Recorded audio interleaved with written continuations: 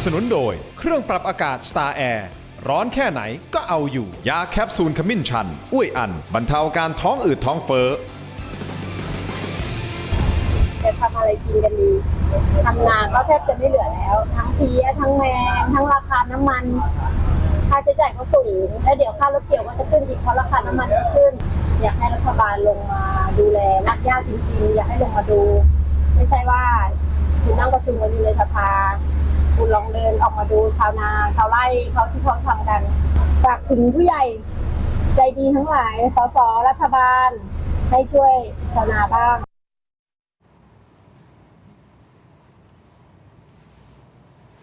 สวัสดีครับตอนรับทุกท่านเข้าสู่รายการถกไม่เถียงนะครับคุณผู้ชมก็เป็นเสียงสะท้อนจากชาวบ้านแล้วครับว่าเขาอยากให้สสที่นั่งอยู่ในสภาเนี่ยลงพื้นที่มาดูหน่อยว่าตอนนี้ชาวบ้านเขาลำบากแค่ไหนและเมื่อสักครู่นี้นะครับที่ชมไปเราก็ตัดภาพเป็นทูวินโดว์เห็นโฆษกสบกนั่งอยู่ในรายการใช่ครับตัวจริงเสียงจริงนั่งอยู่ตรงนี้เดี๋ยวมาพูดคุยกับเธอแน่นอนนะครับแต่ประเด็นอย่างนี้คุณผู้ชมเรารู้แล้ว57 ล้านลิตรนะฮะนั่นคือน้ำมันที่หายไปจากระบบนะครับซึ่งก่อนหน้านี้เราพยายามตามหาใช่ไหมครับว่าไอ้โม่งมีไหมคนกักตุนน้ำมันมีไหมกองทัพมดต่างๆเนี่ยมีไหมอย่างนี้คุณผู้ชมไอ้57 ล้านลิตรคือตัวเลขเท่าที่ทางเจ้าหน้าที่เนี่ยเขาสามารถที่จะพิกัดลงมาได้นะครับแต่มันอาจจะมากกว่านี้ในความเป็นจริงนะฮะและวันนี้เติมน้ำมันดีเซลตอนนี้เท่าไหร่แล้วครับ47 บาทกว่าแล้วนะฮะต่อ1 ลิตรตายนี่อีกไม่กี่วันจะสงกรานต์แล้วนะฮะคุณผู้ชมมีโอกาสจะขึ้นอีกหรือไม่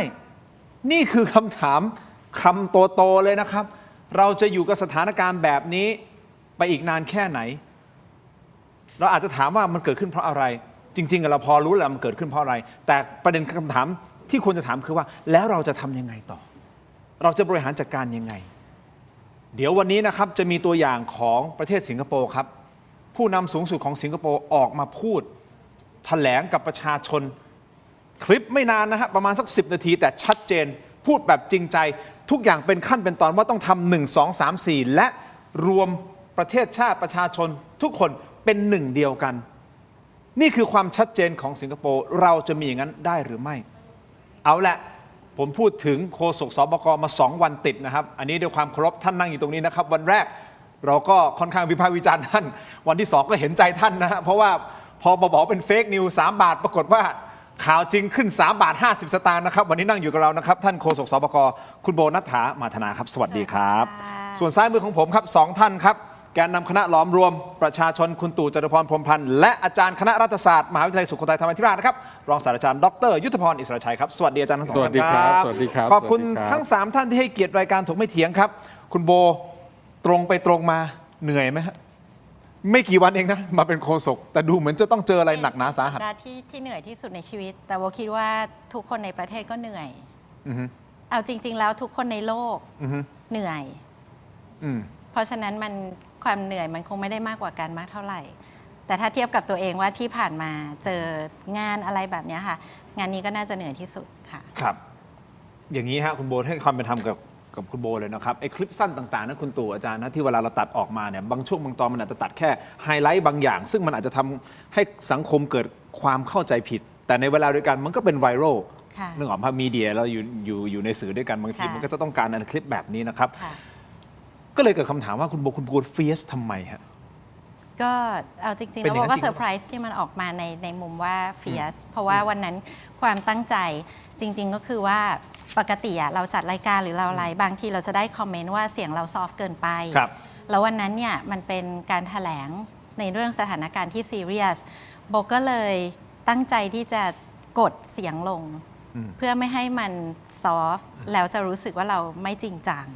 ค่ะคราวนี้พอเป็นแบบนั้นแล้วมันก็อาจจะเลยดูแปลกไปก็คิดว่าอาจจะเป็นการออกแบบที่ผิดพลาดก็ขออภัยด้วยไม่เป็นไรเข้าใจบทบาทหน้าที่คุณตู่รู้จักคุณโบเพราะพี่ตู่จะเคยคุยกับโบอยู่ตลอดว่าจะรู้ว่าเสียงโบเป็นยังไงเขาเป็นคนเฟียสป่ะหรือว่าไม่ใช่ไม่หรอกผมว่า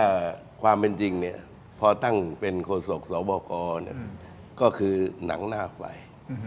หนังหน้าไฟนี้ก็คือว่าเป็นตำแหน่งที่แถลงความไม่พอใจของคนทั้งนั้นนะโดยเฉพาะเรื่องราคาน้ำมันนะครับ อันเป็นผลต่อเนื่องมาจากเหตุการณ์ตะวันออกกลางเนี่ยแต่ต่อให้แถลงดีก็คนก็ไม่ชอบอยู่ดี เพราะมีหน้าที่อธิบายเรื่องราคาน้ำมัน แล้วก็ความเป็นโฆษกเนี่ยในโลกความเป็นจริงนะครับ ก็ไม่สามารถกุมสภาพอะไรได้เลยนะวันหนึ่งเนี่ยนะครับ คนที่มีหน้าที่ก็อธิบายความอย่างหนึ่งโฆษกก็ไปแถลง และผลลัพธ์ก็เป็นอีกอย่างหนึ่งผมยกตัวอย่างว่า เรื่องไม่ขึ้นราคาน้ำมันในตอนกลางวันเนี่ยไปขึ้นในตอนกลางคืน คุณโบก็ให้เหตุผลนะครับ ไม่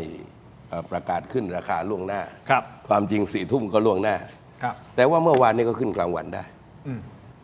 แปลความกันว่าขึ้นได้ทั้งกลางวันและกลางคืน ไม่ได้เกี่ยว เพราะว่าตัวเลขจริง ๆ ผมเชื่อว่าน้ำมันล็อตเนี้ยนะครับยังไงวางเป้าขาด50 ตังค์ครบ60 บาทก็จะขึ้นไปถึงนะมันไม่ได้เกี่ยวกับตลาดสิงคโปร์ตลาดโลกอะไรหรอกอธิบายให้เกิดความตื่นเต้น ทีนี้อย่าว่าแต่คุณโบเลยนายกรัฐมนตรีก็เช็คเช่นเดียวกันมานายกก็ได้รับการรายงานคุณอนุทินเนี่ยว่าไม่มีการกักตุนนะกลั่นเพิ่มมา10 ล้านลิตรนะครับประชาชนตื่นตระหนกเข้าไปกักตุนเอาไว้ ซึ่งวันนี้เฉพาะเนี่ยนะครับที่รัฐมนตรียุติธรรมกับ DSI ไปเนี่ยไปพบเนี่ยนะครับว่าน้ำมันหายที่เฉพาะจังหวัดสุราษฎร์ธานีนะ ใช่ 57 ล้านลิตรเนี่ยนะครับแล้ว67เนี่ยบวกกลั่นเพิ่ม10 ล้านเนี่ยนะครับผ่านกันมากี่วันแล้วเอาผมยกตัวอย่างว่าพรรคพวกผมไปภาคอีสานเนี่ยนะครับตลอดสระบุรีเลี้ยวขวาเนี่ยเติมน้ำมันเต็มไปจากกรุงเทพนะครับกว่าจะได้นะครับเติมได้ที่โคราชศรีสะเกษเนี่ยนะครับหาไม่เจอ อุบลราชธานีหาไม่เจอ ไม่มีน้ำมัน ไม่มีปั๊ม แล้วมันหายไป แต่ไม่มีน้ำมัน และเนี่ยนะครับปั๊มก็อธิบายเดี๋ยว5 โมงเขาจะมาส่งพอตอน5 โมงเย็นคนก็ไปรอปรากฏว่าก็ไม่มาอีกอย่าว่าแต่ประชาชนทหารก็ไปรอเติมเหมือนกัน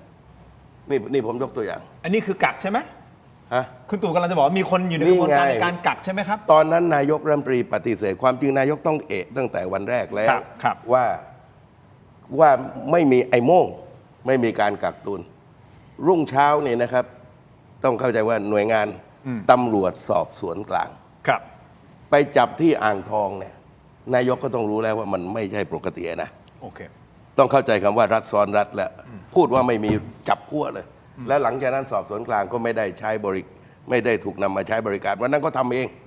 ตอนหลังก็มาใช้ DSI ความเป็นจริงเนี่ยนะครับตั้งแต่วันแรก ครับ พอเกิดวิกฤตมันต้องเข้าไปล็อกโรงกลั่นล็อกคลังน้ำมันทุกที่นะครับจ็อบเบอร์บริษัทขนส่ง และทุกปั๊มเนี่ยควบคุมรายงานเบ็ดเสร็จ มันจึงเอาสถานการณ์อยู่นะครับ แต่อย่างนั้นทีนี้พอมาพูดเรื่องคุณโบเนี่ยโบก็หนังหน้าไฟแถลงดีก็ขาดทุน มันไม่มีกำไรแล้วน้ำมันขึ้น ไม่มีเท่าทุนใช่ไหม ไม่มีเท่าทุน ไม่มีเท่าทุน ไม่มีทุนแล้ว เดี๋ยว แล้วพอท่วงทำนองวันแรกนี่มาแบบครูไหวเลย มาแบบครูไหวใจร้ายเลย ได้เดี๋ยวให้คุณโบ ขออนุญาต ชี้แจงแล้วเดี๋ยวให้อาจารย์ โเค อาจารย์หนึ่งพูด เพราะว่า อ่ะ เรื่อง ชิญฮะ เรื่องโบไม่เป็นไรละเรื่องเฟียสอะไรอย่างเงี้ยไม่เป็นไรละแต่เมื่อกี้ครูไหวชอบเหมือนกันเพราะว่ามันมีแบบอารมณ์แบบแอบชี้นิ้วแบบนี้ เพราะว่าอาชีพเดิมโบเป็นครูจริง เป็นครู ๆแล้วก็เป็นอาจารย์สอนหนังสืออันนั้นพักไปแล้วไม่เป็นไรนะคะ ชี้แจงแค่2 ประเด็นแรกก็คือเรื่องของการขึ้นราคาน้ำมันว่าเวลาไหน เมื่อกี้นี้พี่ตู่บอกว่าขึ้นกลางวันก็ได้คือเมื่อคืนมันขึ้นทุ่มครึ่งใช่ไหมคะที่มันเป็นอย่างนั้นน่ะเพราะว่าวันนี้จะเป็นวันหยุดของสิงคโปร์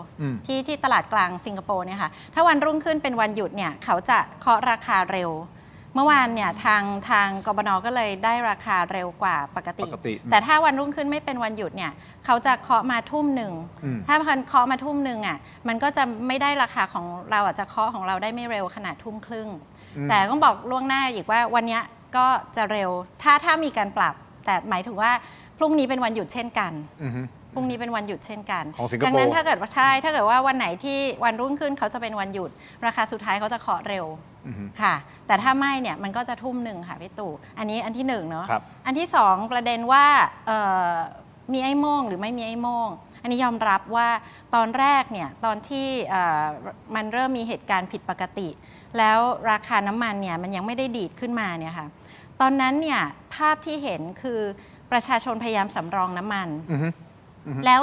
แล้วเมื่อดูตาม common sense ถ้าคนหนึ่งสำรองคนละเท่านี้พอคูณออกมาเนี่ยมันจะได้ตัวเลขเท่าที่ดีมานด์มันพุ่งขึ้นไป แต่เมื่อมีการขึ้นราคาดีเซล6 บาท ครับ วันนั้นแหละที่ทำให้รู้ว่าอ้าวขึ้น6 บาทปกติดีมานด์มันต้องลดขยับกลับมาที่เดิมแล้วปรากฏมันไม่ลดตัวเลขในสบกตัวเลขของกระทรวงพลังงานเนี่ยมันโชว์ว่าขึ้นดีเซล6 บาทแล้วแต่ดีมานด์ยังไม่ลดเมื่อเทียบกับมีนาคมปีที่แล้วมันมีแกลบที่กว้าง ก็ มาก อุปสงค์มันไม่ลดแหละมันก็ยังมี ณวันนั้น ดี แห แม ละ นด์ ค่ะณวันนั้นแหละค่ะที่ทำให้ท่านนายกสั่งให้หน่วยงานความมั่นคงทุกหน่วยยกระดับไปถึงหน่วยงานทหารอย่างสอนชน แล้วจึงได้เกิดการกวาดจับจน จากเหตุการณ์ใน6 บาทนี่เหรอครับ มันทำให้รู้ว่ามันมีอะไรที่ซ่อนอยู่ที่บอกว่าที่ตอนแรกเนี่ยคิดว่ามันเป็น โอเค ดีมานด์เทียม ตอนนี้มันก็คือมากกว่าแค่ดีมานด์เทียม โอเค นั่นก็เลย ได้ ทำให้เกิดการจับกลุ่มอย่างหนักในวันนี้ อ่ะเดี๋ยวขยายความเพิ่มเติมต่อไปเดี๋ยวให้อาจารย์ยุทธพรได้มีโอกาสพูดนิดนึงนะครับไอ้โม่ง ครับ คือคนสงสัยมาตลอดว่ามันมี ครับ แต่รู้สึกว่าสเต็ปกว่าทางรัฐบาลบอกเฮ้ยมันมีไอ้โม่งนะ57 ล้านลิตรที่สุราษฎร์นี่นะครับ มัน ที่เดียว ผ่านไปเดือนกว่าบาท ที่เดียว ผ่านไป 6 เดือนกว่าจะรู้อาจารย์ยุทธพรแล้วความเชื่อมั่นของประชาชนกับรัฐบาล ครับ จะมีมากน้อยแค่ไหนล่ะ คือแน่นอนว่าเรื่องน้ำมันเนี่ยมันเป็นเรื่องการเมืองนะครับเพราะฉะนั้นเนี่ยพอถึงเวลาเนี่ยมันจะต้องถูกไปเชื่อมโยงอยู่แล้ว ครั นะ บ แล้วเผอิญว่าบุคคลซึ่งอยู่ในรัฐบาลเนี่ยวันนี้ท่านอาจจะไม่ได้ถือหุ้นไม่ได้มีส่วนอะไรในการบริหารแล้วล่ะแต่อดีตท่านอาจจะเคยดำเนินกิจการค้าน้ำมันอะไรมาก่อน ครับ ก็มีการเอามาหยิบโยงนะครับว่ามีความเกี่ยวข้องนู่นนี่นั่นไอ้โม่งอะไรต่างๆ เหล่านี้แต่คราวนี้ถ้าเพื่อให้ความเป็นธรรมเราก็ต้องดูข้อมูลละนะว่าสิ่งที่รัฐบาลเขาไปดำเนินการเนี่ยเขาได้ดำเนินการอะไรมาบ้างนะครับแล้วก็คลังน้ำมันอะไรที่ไปพบที่สุราษฎร์ธานีเนี่ยท้ายที่สุดเนี่ยมันเป็นของบริษัทไหนนะครับซึ่งอันที่จริงเนี่ยก็มีคนเปิดเผยข้อมูลออกมาแล้วล่ะว่ามันเป็นของบริษัทไหนนะครับมีความเกี่ยวข้องหรือไม่ซึ่งประเด็นเหล่านี้จริง ๆ ก็ควรจะต้องมีการให้ความชัดเจนกับสังคมนะครับว่าตกลงแล้วเนี่ยมันเป็นอย่างไรบ้างมันเกี่ยวข้องกับบุคคลในรัฐบาลอะไรจริงหรือไม่นะหรือสุดท้ายไอ้โม่งเหล่านั้นเป็นใครแล้วคลังน้ำมันที่ไปจับกุมได้เนี่ยเขากักตุนไว้เพื่อวัตถุประสงค์อะไร อันนี้คือสิ่งที่สำคัญในการที่จะต้องสื่อสารหรือทำความเข้าใจกับประชาชนนะแล้ววันนี้กระบวนการในการสื่อสารเนี่ยนะครับผมก็เห็นใจคุณโบนะคือจริงๆในเรื่องความรู้ความสามารถในเชื่อมั่นคุณโบอยู่แล้วนะแล้วคุณโบก็เป็นสื่อมวลชนมายาวนานด้วย ครับ นะแต่คราวนี้ด้วยความที่พอเป็นโฆษกเนี่ยมันมีกรอบในการที่จะต้องแถลงคือเหมือนกับเป็นด่านหน้าต้องรับทั้งหมดคนมีคำถามก็ต้องถามที่โฆษกนะฮะเดือนโฆษกจะแถลงจะพูดอะไรไปก็ต้องอยู่ในฐานะตัวแทนของศูนย์บริหารนะครับและเนี่ยเดียวกันก็ต้องอยู่ในกรอบที่มีมติของกรรมการออกมาอย่างนั้นอย่างนี้อะไรต่างๆการใส่ความคิดเห็นเข้าไปเนี่ยก็อาจจะต้องระมัดระวังอยู่แล้วเพราะฉะนั้นอันนี้ก็คือข้อจำกัดอย่างหนึ่งในการทำงานนะดังนั้นเนี่ยแน่นอนแหละครับว่าโฆษกเมื่อเป็นด่านหน้าก็ต้องรับจบทุกอย่างนะพอมันเกิดเหตุอะไรที่ไปหยิบโยงกับการเมืองเหล่านี้ดังนั้นสิ่งที่ต้องทำวันนี้คือกระบวนการในการวางแผนที่เป็นระบบทั้งแผนในการดำเนินการแผนในการสื่อสารแล้วจะทำให้สังคมนั้นเนี่ยหรือประชาชนนั้นเนี่ยได้เห็นภาพที่ชัดเจนนะจริงๆเนี่ยผมเคยมาบอกคุณทินแล้วว่าวันนี้ควรจะต้องมีฉากทัศน์นะว่าประชาชนจะต้องเจออะไรบ้างข้างหน้านะครับและถ้าเจอข้างหน้าแล้วประชาชนจะต้องเตรียมรับมืออย่างไรภาครัฐมีอะไรที่เป็นมาตรการ ครับ ในการสนับสนุนดูแลช่วยเหลือบ้างนะพอผมกลับไปวันนั้นเมื่อวานสิงคโปร์ทำแบบนี้เลยครับนายกรัฐมนตรีสิงคโปร์ออกมาแถลงแบบนี้เลย เดี๋ยวท่านนายกรัฐมนตรีของสิงคโปร์พูดไว้อย่างไรบ้างประเด็นสำคัญคืออะไรเดี๋ยวจะกลับมาไล่เรียงกันให้เห็นเป็นตัวอย่างนะครับว่าสิงคโปร์เขาบริหารจัดการอย่างไรประเด็นที่1ประเด็นที่2คุณผู้ชมครับอันนี้ให้ความเป็นธรรมกับคุณโบเพราะว่าไอ้เรื่องเฟกนิวอ่ะที่บอกว่า3 บาทอ่ะไม่ใช่เรื่องจริง ปรากฏว่ามันขึ้น3 บาท 50มันเกิดคำถามฮะผมว่าสำหรับผมนะมันคือจังหวะนรกมากและโบ๊ะบะมากมันเกิดอีกทฤษฎีหนึ่งขึ้นมาบอกว่าเอ๊ะหรือว่าคุณโบเขาโดนวางงานหรือเปล่าโดนวางยาหรือเปล่าแล้วใครจะวางยาล่ะคนข้างในหรือเปล่าเพราะเข้ามามันอาจจะมีคนไม่ชอบเธอหรือเปล่าหรืออะไรยังไงหรือหวังผลอะไรเกี่ยวกับเรื่องของการปล่อยเฟกนิวครั้งนี้หรือเปล่าทั้ง3ท่านรวมถึงตัวคุณโบเองนะฮะคิดเห็นอย่างไรเดี๋ยวพักสักครู่นะครับช่วงหน้ากลับมาดูนะฮะท่านนายกบอกด้วยนะไอ้คนที่กักตุนน้ำมันน่ะเลวพักสักครู่ช่วงหน้ากลับมาติดตามครับ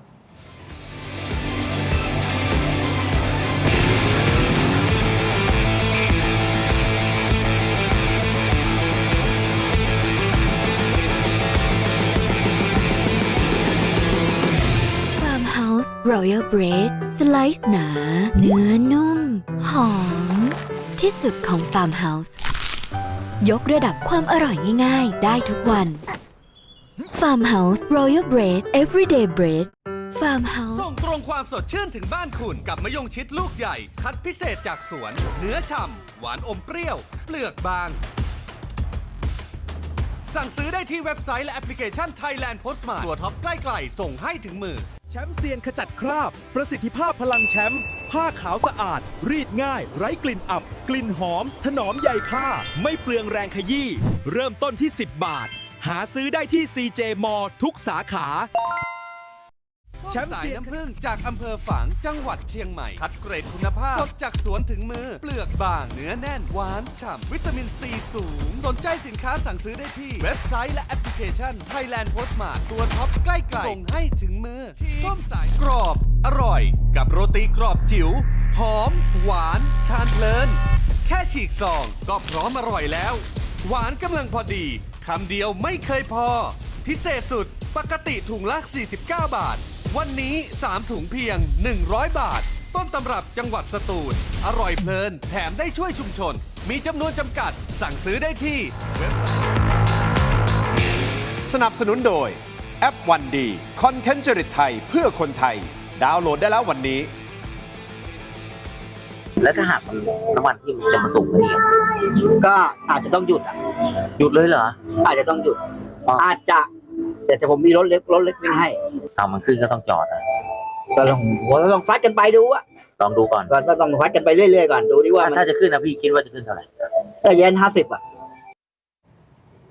กลับมาที่รายการโถไม่เถียงนะครับคุณผู้ชมครับก็ยัน 50 นะฮะเมื่อกี้นี้เป็นพี่คนขับ 2 แถว ที่จังหวัดพระนครศรีอยุธยาคุณผู้ชมครับเอาสั้นๆแบบนี้นะครับเมื่อวานนี้ที่ประชุมของกบน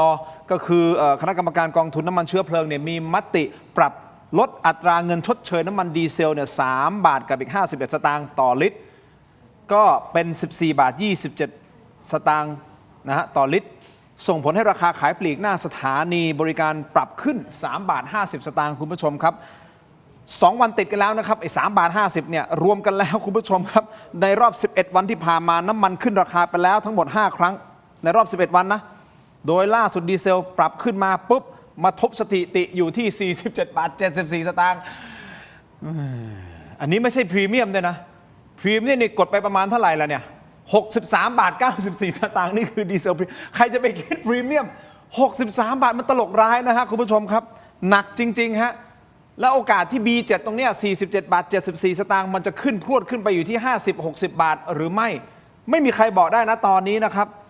แต่ที่แน่ๆการสื่อสารออกมาแน่นอนโฆษกสบกความเชื่อถือถูกกระทบครับให้ความเป็นธรรมกับเธอเมื่อ2 วันก่อนที่เธอบอกว่าเฟกนิวส์ที่มีการแชร์กันบอกว่าจะขึ้นลิตรละ3 บาทอะปรากฏคุณโบออกมาณตอนนั้นผมบอกเลยนะตอนนั้นข้อมูลของคุณโบถูกต้องคือเฟกนิวส์แต่ใครจะไปรู้ครับพอเฟกนิวส์เสร็จออกมาเสร็จปั๊บไม่ประมาณชั่วโมงนึงไหม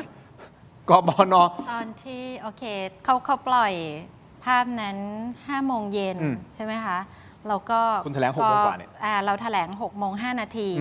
แล้วก็ทางกบน.เคาะตัวเลขประมาณ ทุ่ม แล้วปรากฏว่าตัวเลขของตัวจริงเนี่ย มันใกล้เคียง มันสูงกว่ามันไม่ใช่การสูงกว่า ถ้าเป็นการใบ้หวยก็ค่อนข้างแม่น แต่เรื่องนี้มันสร้างความสับสน และกระทบกับความน่าเชื่อถือของไม่ได้บอกถึงตัวคุณโบนะแต่ในฐานะที่คุณเป็นโฆษกออกมาแบบนี้ พอสมควรเลยนะกระทบความเชื่อมั่นเลย คิดว่า ความจริงมันคืออะไรถามตรงๆเถอะณวันนั้น ความจริงมันคือณเวลาที่ภาพที่เป็นกราฟิกโบไม่รู้ว่ามีภาพที่เป็น Fake ใช่ไหม 3 บาทอันนั้นเนี่ย มีเดี๋ยวเรามี อยู่หรือ เฟ ป กนิว ล่ ขึ้นมา นะคะณเวลานั้นที่มีการแชร์กันเนี่ยก็เรานั่งประชุมสบกกันอยู่ แล้วก็คนในที่ประชุมก็ได้เห็น พอได้เห็นปุ๊บบังเอิญวันนั้นท่านที่นั่งเป็นประธานในที่ประชุมคือท่านปลัดกระทรวงพลังงาน ครับ ท่านก็เลยได้รับทราบทันทีนั้นท่านก็เลยบอกให้ทางกระทรวงพลังงานเนี่ยขึ้นเพจเตือนประชาชนว่าอันนี้คือของปลอมนะ เพราะว่าจริงๆแล้วตัวท่านเองอะค่ะจะต้องไปประชุมกบน.หลังจากนั้น หลังจากที่เสร็จจากสบกค่ะพอกระทรวงพลังงานว่าอย่างนั้นท่านเลขาธิการสภาพัฒน์ก็เดินมาแจ้งโบ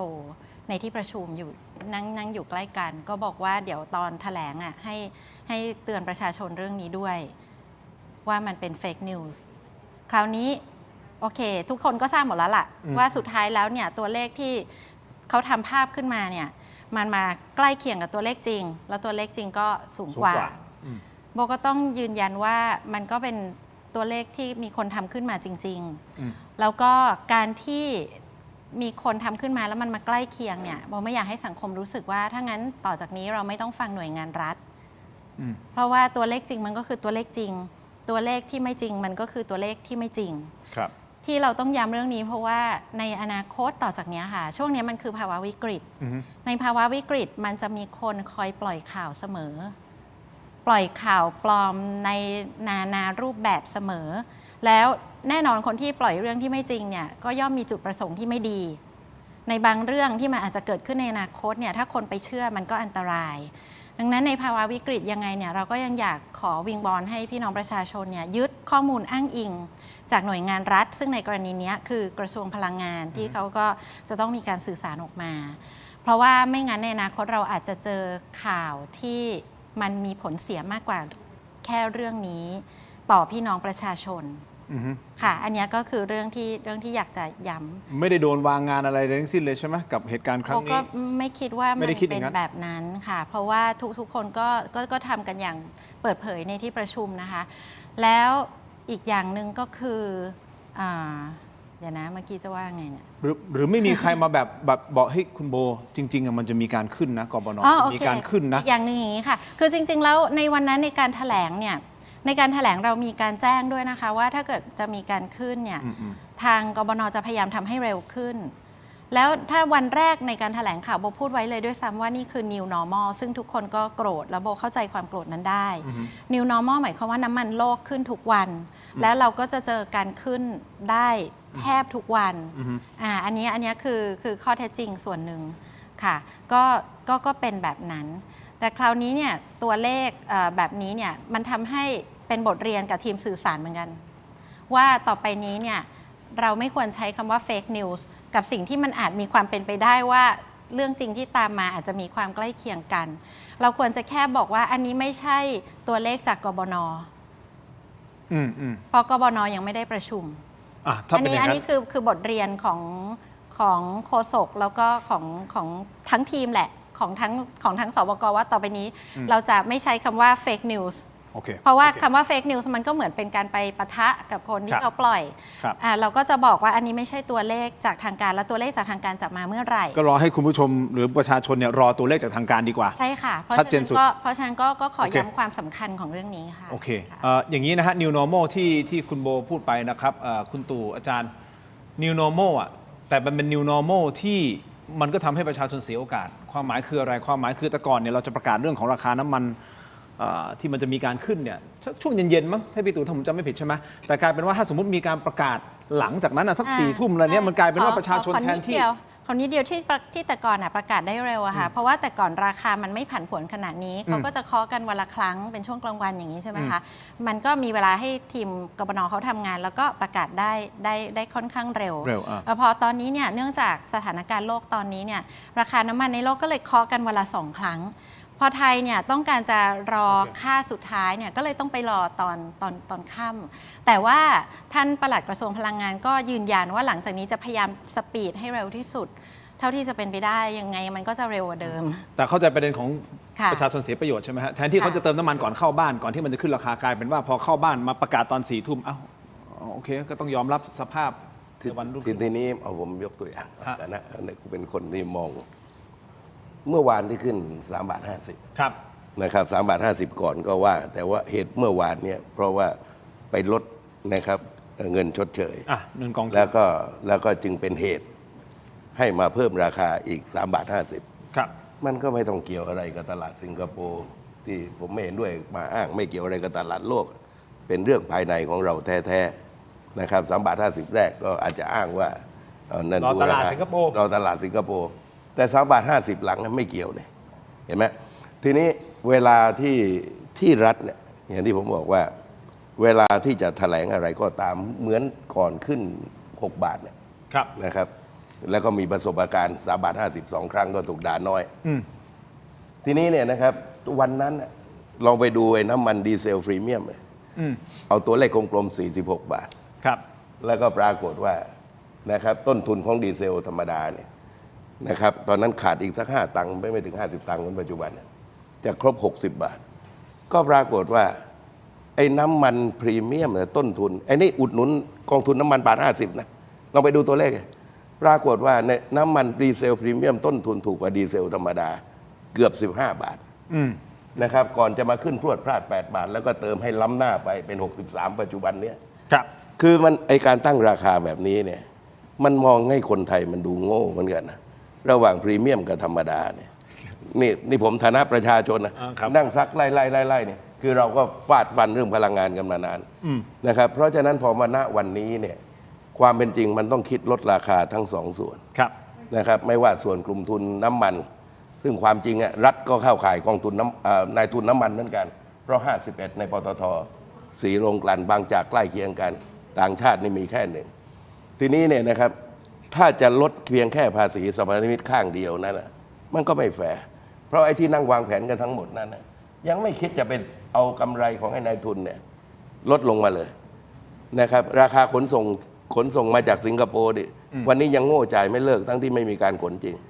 ประกันภัยการขนส่งที่ไม่มีอยู่จริงก็ยังโง่จ่ายไม่เลิกเพราะฉะนั้นภายใต้บ้านเมืองที่เป็นวิกฤตแบบนี้เนี่ยนะครับผมฟังไอ้รัฐมนตรีคนใหม่เนี่ยเจ้าเอกนัทเนี่ย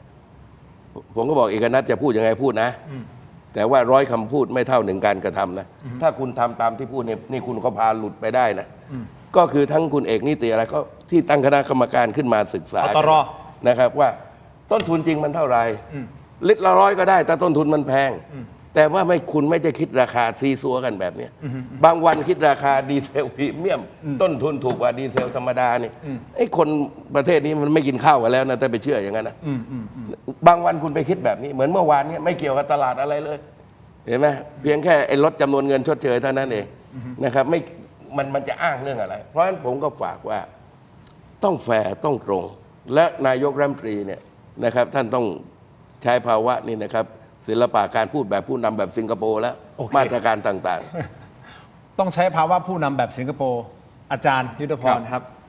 ท่านนายกก็ฉุนนะพอไปรู้ว่ามีการกักตุนน้ำมันที่ภาคใต้ท่านก็พูดชัดเจนนะด่าเลยนะว่าเลวนะแบบนี้อันนี้คือภาวะผู้นำได้หรือยังคือตรงนี้แน่นอนว่าท่านก็คงต้องไม่พอใจอยู่แล้วกับการไปกักตุนน้ำมันนะครับเพราะว่าเป็นการกระทำที่มันผิดกฎหมายด้วย แล้วก็เป็นการซ้ำเติมพี่น้องประชาชนในภาวะวิกฤตแบบนี้ด้วยแต่ว่านอกเหนือจากการแสดงทัศนะของท่านตรงนี้แล้วเนี่ยผมอยากให้ทำให้มันเป็นระบบมากขึ้นนะที่ทำเป็นระบบคือต้องมีแผนทั้งแผนปฏิบัติการและแผนการสื่อสารแล้ว2แผนเนี้ยมันต้องเชื่อมต่อกันนะเพราะการสื่อสารที่มีประสิทธิภาพมากที่สุดคือต้องเป็นการสื่อสารที่ตรงกับข้อเท็จจริงอย่างนี้คุณผู้ชมเดี๋ยวผมขออนุญาตพักสักครู่สั้นๆเดี๋ยวผมต้องพักเดี๋ยวให้กลับมาเดี๋ยวให้อาจารย์ยุทธพรซัดเต็มเลยนะฮะระบบแบบไหนเราแนะนำเลยนะเราไม่ใช่วิพากษ์วิจารณ์อย่างเดียวนะเราแนะนำแล้วว่าจะไปยังไงแล้วเดี๋ยวมาฟังเสียงท่านนายกว่าท่านนายกฉุนขนาดไหนและนายกรัฐมนตรีของสิงคโปร์ท่านสื่อสารแบบไหนมาดูกันนะฮะว่าประเทศไทยเราจะได้รับสารแบบนี้จากท่านนายกคนไทยหรือไม่นะครับและอยากจะให้ไปดูนะครับไอ้57 ล้านลิตรเนี่ยทางตำรวจไปจับเนี่ยที่บอกว่าหายไปอะครับนี่คือแค่จังหวัดสุราษฎร์นะมันยังไงกันแน่พักสักครู่ครับช่วงหน้ากลับมาติดตามครับ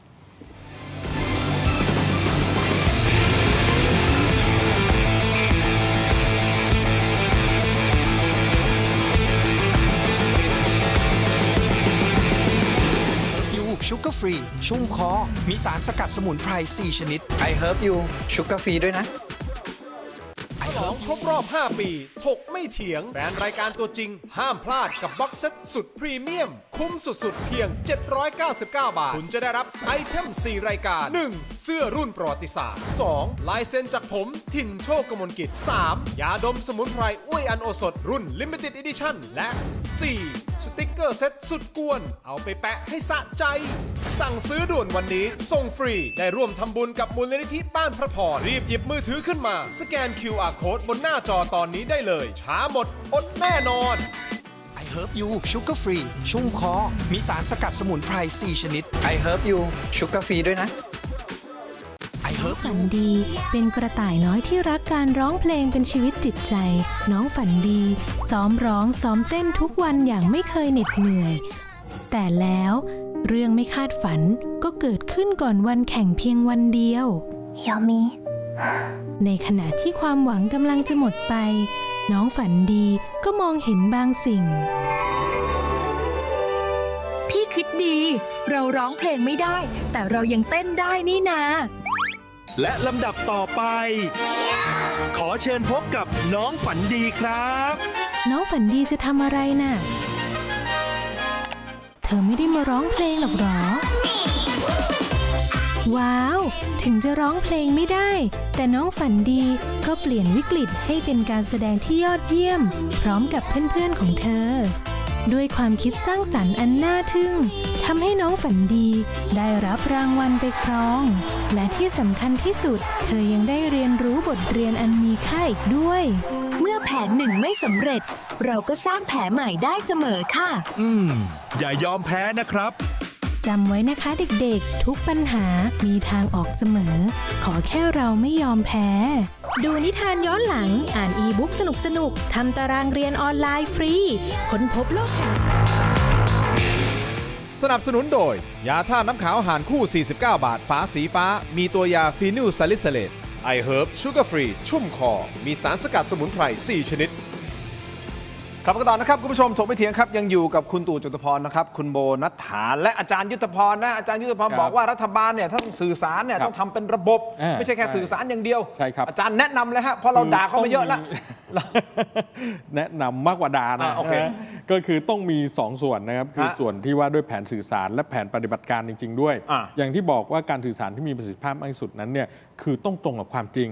นะครับไม่ทำให้ประชาชนนั้นอยู่โลกคนละใบกับรัฐบาล เช่นบอกว่ามีน้ำมันแล้วประชาชนไปเติมไม่มีน้ำมันอย่างเงี้ยไม่ได้นะครับคราวนี้จะตรงกันอย่างไรก็คือต้องมีทั้งแผนปฏิบัติการและแผนสื่อสารที่เชื่อมโยงและไปคู่ขนานกันได้นะครับวันนี้แผนระยะสั้นกลางยาวของทั้งการสื่อสารและการปฏิบัติการเนี่ยต้องเกิดควบคู่กันไอ้กลางยาวเนี่ยเดี๋ยวเราไว้ค่อยว่ากันยาวๆการหาพลังงานทดแทนพลังงานชีวภาพอันนั้นว่ายาวๆเอาสั้นๆก่อนเอาสั้นๆที่รอดก่อนก็คือว่าวันนี้เนี่ยเรื่องของราคาน้ำมันนะฮะเป็นไปได้ไหมที่เราทำให้มันเป็นซอฟต์แลนดิ้งคือแทนที่จะวันหนึ่ง3 บาท 50 6 บาทต่างๆมันทำให้ประชาชนอาจจะเกิดภาวะที่เรียกว่า external shock นะหรือความ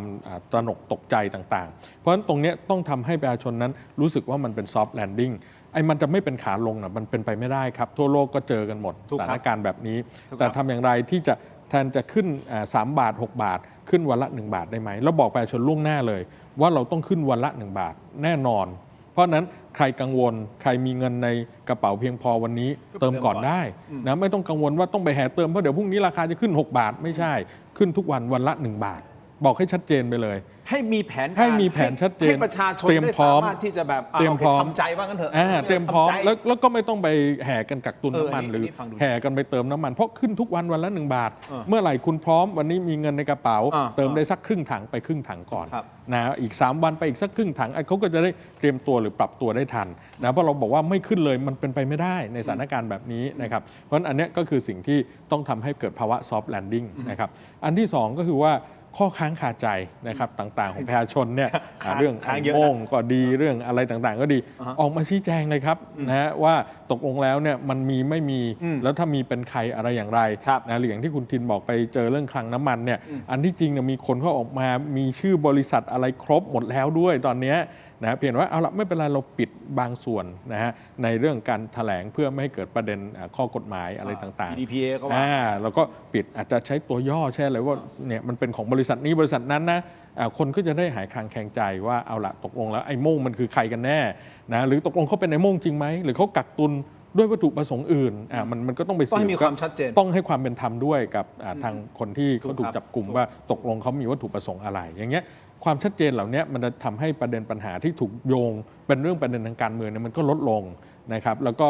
บรรดาการสื่อสารต่างๆเนี่ยที่เราคุยเมื่อสักครู่ว่าข้อมูลเนี่ยมันมีทั้งเฟกนิวและข้อมูลจริงวันนี้อะไรที่เป็นเพจของสบกเนี่ยใส่โลโก้เลยครับแล้วก็บอกประชาชนเลยถ้าเพจไม่มีโลโก้ไม่ต้องเชื่อ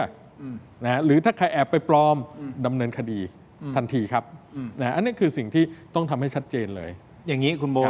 โฆษกสบกครับท่านครับประกาศน้ำมันได้คุยกับกบน.ไหมว่าสามารถที่จะแบบประกาศอย่างนี้ได้ไหมวันละบาทแบบไม่ต้องมาทีหนึ่ง3 บาท 50ทีหนึ่ง6 บาทมันตกใจนะมันเตรียมตัวไม่ทันมีโอกาสทำอย่างนั้นได้ไหมเรื่องของราคาน้ำมันขอค่อยๆไล่เรียงแต่พยายามจะให้กระชับที่สุดค่ะเนื่องจากว่าราคาจากตลาดกลางที่ใช้กันไปในโลกนี้เนี่ยเราไม่สามารถรู้ล่วงหน้าว่าวันไหนจะขึ้นมาประมาณเท่าไหร่อย่างเช่นเมื่อวานเนี่ยจริงๆแล้วถ้าเกิดว่าไม่เอากองทุนไปอุดหนุนเลยค่ะมันจะ9 บาทกว่า กองทุนรายอุดหนุนมันเป็น 3.5 อันนี้ยังไม่ได้พูดถึงโครงสร้างราคาที่จริง ๆ แล้วเนี่ยท่านเอกนิติกำลังพิจารณาที่จะปรับปรุงอยู่ตามที่พี่ตู่แนะนำราคาน้ำมันดีเซลในวันนี้ถ้าเกิดว่าบ้านเราเนี่ยไม่มีกองทุนน้ำมันเลย สมมติไม่มีกองทุนเลย ค่ะ จะเท่าไห วั ร่ นนี้จะ 62.01 บาท ลิตรละ 62 บาท ถ้าไม่มีกองทุนมา ใช่ ซัพพอร์ต เมื่อสักครู่นี้เพิ่งฟังเลคเชอร์จากเจ้าหน้าที่ โอเค ที่ระดับสูงที่ท่านทำงานเรื่องนี้ค่ะเพราะฉะนั้นอันนี้ก็คือข้อเท็จจริง แต่คราวนี้แน่นอนว่ารัฐบาลก็ทราบดีแน่นอนถึงความเดือดร้อนของพี่น้องประชาชน ครับ ดังนั้นประเทศเราเนี่ยอาจจะเป็นประเทศเดียวในโลกหรือแทบจะเป็นประเทศเดียวในโลกที่มีกองทุนน้ำมัน ซึ่งเป็นเรื่องที่ดีมากเพราะมันใช้ได้เร็ว มันใช้มาแก้กู้สถานการณ์ได้เร็ว หลักการของกบน.เวลาที่เขาจะเคาะราคาในแต่ละวัน สมมุติเนี่ย1 ทุ่มปึ้งสิงคโปร์ จบที่ ตลาด เท่าไหร่ กลางสิงคโปร์มาเนี่ยนะคะเขาจะคิดโดยปัจจัยเหล่านี้ข้อ 1 กองทุนมีเงินจ่ายไหมมีเหลือเท่าไหร่นั่นแหละหรือว่าติดลบไปถึงเพดานแล้วหรือยัง2คือประชาชนพี่น้องประชาชนตอนนี้เดือดร้อนแค่ไหน ราคาของเป็นยังไงแล้วความเดือดร้อนตรงเนี้ย เดือดร้อนมากครับ ค่ะอันดับ3คือผู้ค้าแต่ซึ่งแน่นอนอันนี้เป็น priority รองแต่ก็แน่นอนก็ต้องคำนึงถึงก็คือเพื่อความเป็นธรรมเพราะว่าเขาจะต้องหมายถึงว่าเหมือนกับว่ายังไม่ได้เงินนะคะ4ก็คือประเทศเพื่อนบ้านราคาของประเทศเพื่อนบ้านเป็นอย่างไรสาเหตุที่ต้องคำนึงถึงว่าราคาของประเทศรอบเราเป็นยังไงเนี่ยก็เพราะว่าถ้าเกิดว่าราคาหน้าปั๊มของเราต่ำกว่าประเทศที่อยู่รอบๆมากสถานการณ์ก็คือทุกคนจะพยายามเอาออกไปทุกที่ทุกทาง ก็จับสิครับ ลักลอบเถื่อนมันเหมือน ก็จับสิ แมว ฮะ จับหนูอะค่ะคุณทินมัน เหรอฮะ มันจับแน่นอนค่ะอย่างทุกวันนี้ก็จับอยู่ แต่ว่าคนที่พยายามทำกับคนที่ไล่ตามเนี่ยมันก็จะมีของเล็ดลอดออกไปเยอะ โอเค แต่เนี้ยคือปัจจัยที่4อันนี้มันก็คือเรียงลำดับความสำคัญมันเนอะความสำคัญต้นมันคือเรื่องประชาชน สุดท้ายค่ะข้อ 5 คือบริบททางการเมือง ฮะ ทั้งในแล้วก็ต่างประเทศ ครับ นะคะอย่างเช่นว่าตอนต่างประเทศตอนนี้ทิศทางมันเป็นยังไงความเสี่ยง มันจะแค่ไหนเดี๋ยวมันจะต้องลากยาวไหมถ้าต้องยืนระยะยาวกองทุนจะต้องอุดหนุนประมาณเท่าไหร่ จะบอกว่าอันนี้คือกระบวนการคิดที่สามารถอธิบายให้เข้าใจง่าย ๆ ว่ามีปัจจัยก่อนที่จะเคาะมาเป็นตัวเลข1ตัวในเวลาหลัง1 ทุ่ม โอเค เพราะฉะนั้นคือปัจจัยต่างๆที่ต้องคำนึง เพราะฉะนั้นมันก็ต้องใช้เวลานิดนึงนะคุณตู่นะครับ เอาอย่างนี้คุณผู้ชมครับ ผมอยากให้คุณผู้ชมไปดูวิธีการสื่อสารที่อาจารย์ยุทธพรบอกว่าจริงๆรัฐบาลเราต้องสื่อสารแล้วต้องสื่อสารตามข้อเท็จจริงความเป็นจริงด้วย ไปดูนายกรัฐมนตรีของสิงคโปร์นิดนึงฮะสั้นๆนะครับจริงๆท่านพูดไว้ประมาณ10 นาทีไม่ยาวมากผมดูทั้งหมดแล้วนะครับฟังท่าน2 รอบนะครับมีหลากหลายประเด็นเดี๋ยวผมสรุปให้ฟังแน่นอน แต่มีประเด็นสุดท้ายที่ท่านทิ้งท้ายแบบหมัดฮุกจริงๆหมัดฮุกเลยนะปึ้งซึ่งผมไอ้ตรงเนี้ยมันทำให้เราขนาดเราไม่ใช่คนสิงคโปร์นะ พี่ตู่อาจารย์คุณโบด้วยความเคารพเราฟังรู้สึกว่าเฮ้ยโอ้โหมันฮึกเหิมเหมือนกันนะลองฟังประโยคสุดท้ายของท่านนายก My fellow Singaporeans, we are all deeply concerned about the ongoing conflict in the Middle East. The implications are grave, not just for the region, but also for the entire world, causing widespread destruction and loss of lives. Oil prices have risen by more than 60% since the war started. Supply chains are under strain and countries everywhere are feeling the squeeze. At the same time, we must be นี่คือบางช่วงบางตอนคุณผู้ชมผมขออนุญาตจริงๆคลิปเราตัดไฮไลท์มาประมาณนาทีกว่าให้คุณผู้ชมไปที่ออนไลน์ของเราตอนนี้นะครับสแกน QR Code ตรงนี้เลยนะฮะแล้วไปที่ YouTube Terro Digital นะครับ Facebook ถกไม่เถียงเดี๋ยวไปเปิดกันเต็มๆนะฮะและท่อนฮุกที่ผมบอกนะครับเดี๋ยวมาฟังกันนะฮะแล้วตัดภาพมาที่เมืองไทยท่านนายกรัฐมนตรีวันนี้ก็แถลงท่านก็ฉุนเหมือนกันนะฮะบอกว่ามีไอ้โม่งกักตุนและมีพฤติกรรมหลายพฤติกรรมนะครับหนึ่งในพฤติกรรมนั่นคืออะไรรู้ไหมฮะประวิงเวลาเดินเรือเฮ้ยมันคิดวิธีได้ประวิงเวลาเดินเรือเฮ้ยมันขนาดนี้เลยเหรอไปตามมาในออนไลน์นะครับขอบคุณทุกท่านนะฮะทางทีวีก่อนนะครับขอบคุณนะครับยังมีอะไรนะฮะอีก2 วิธีใช่มันมีหลายวิธีฮะเดี๋ยวเจอกันในออนไลน์ครับสวัสดีครับ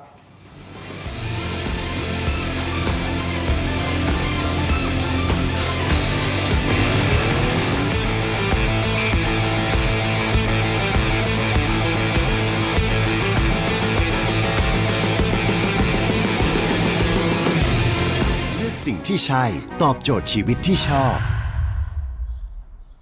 Star Air Air Solar Hybrid ใช้พลังงานจากโซลาร์เซลล์และระบบอินเวอร์เตอร์ช่วยเซฟค่าไฟได้สูงสุดถึง 60% ให้ชีวิตง่ายและประหยัดมากยิ่งขึ้น เลือกสิ่งที่ใช่ พิมพ์ในไลน์โอเคขอบคุณที่พี่ไม่สามารถทำ เดาได้ พูดแล้วก็ดูไลน์ไปพร้อม ๆ กัน โอเค แต่พี่รักนะ โบโทษทีโปรดิวเซอร์ผมโบเหมือนกันเรามี2โบอยู่ในรายการ ฟังไปด้วย ถ้าผู้มีเกียรติทุกท่านมาคอมเมนต์กันหน่อย ผมขออนุญาตในระหว่างที่ทีมงานของผมจัดร้านนะฮะผมขออนุญาตเดินไปฮะ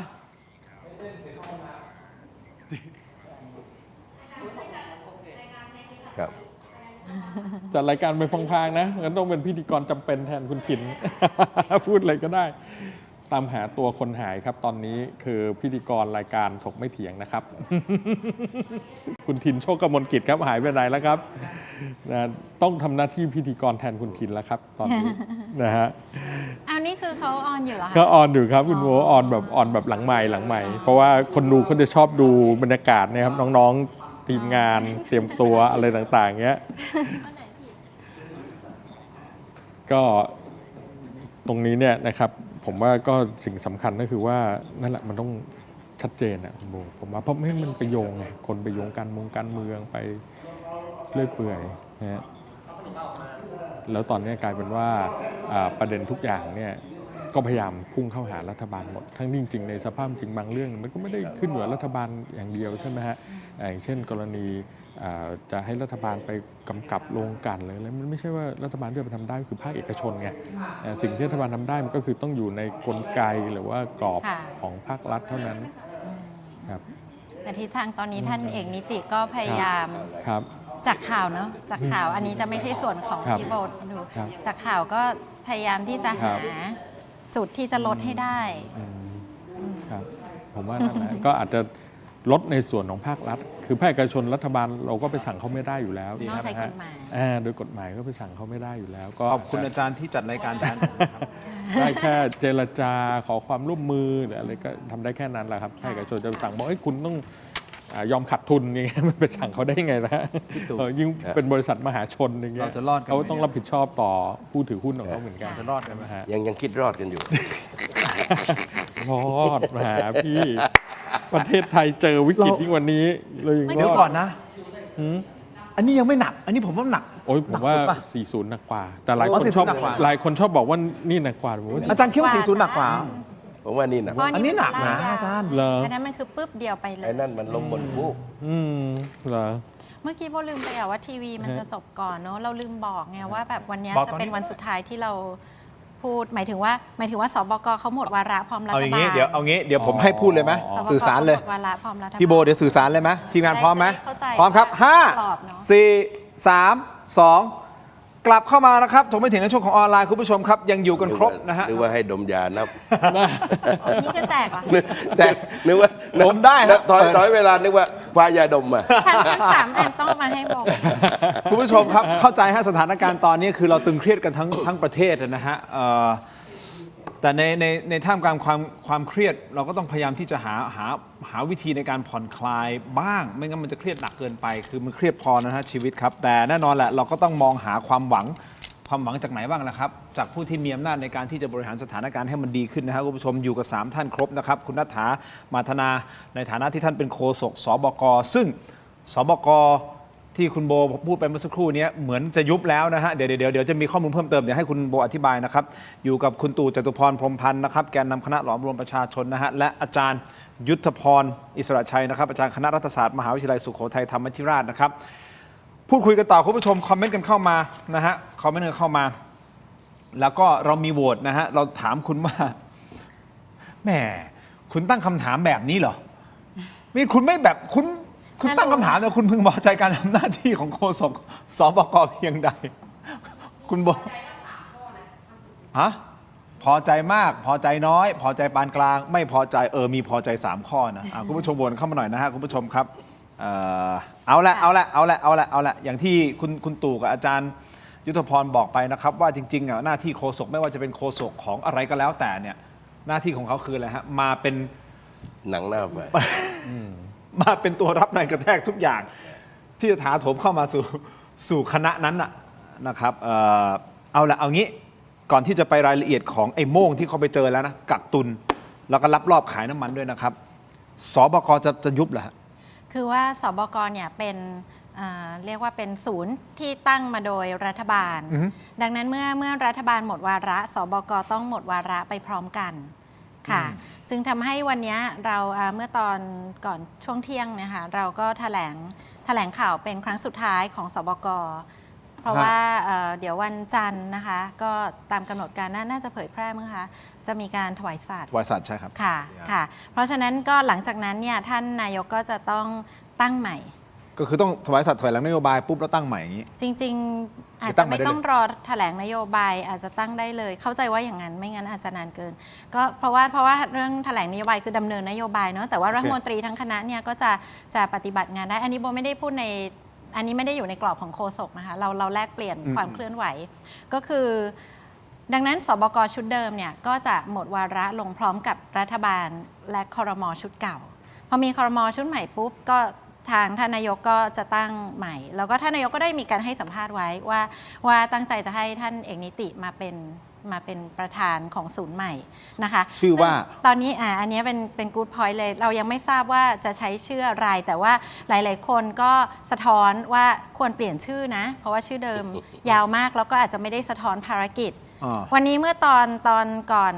แถลงข่าวสบกตอนช่วงท้ายที่ท่านนายกแถลงเรื่องการจับกลุ่มการลักลอบเนี่ยค่ะท่านก็ได้พูดถึงสบก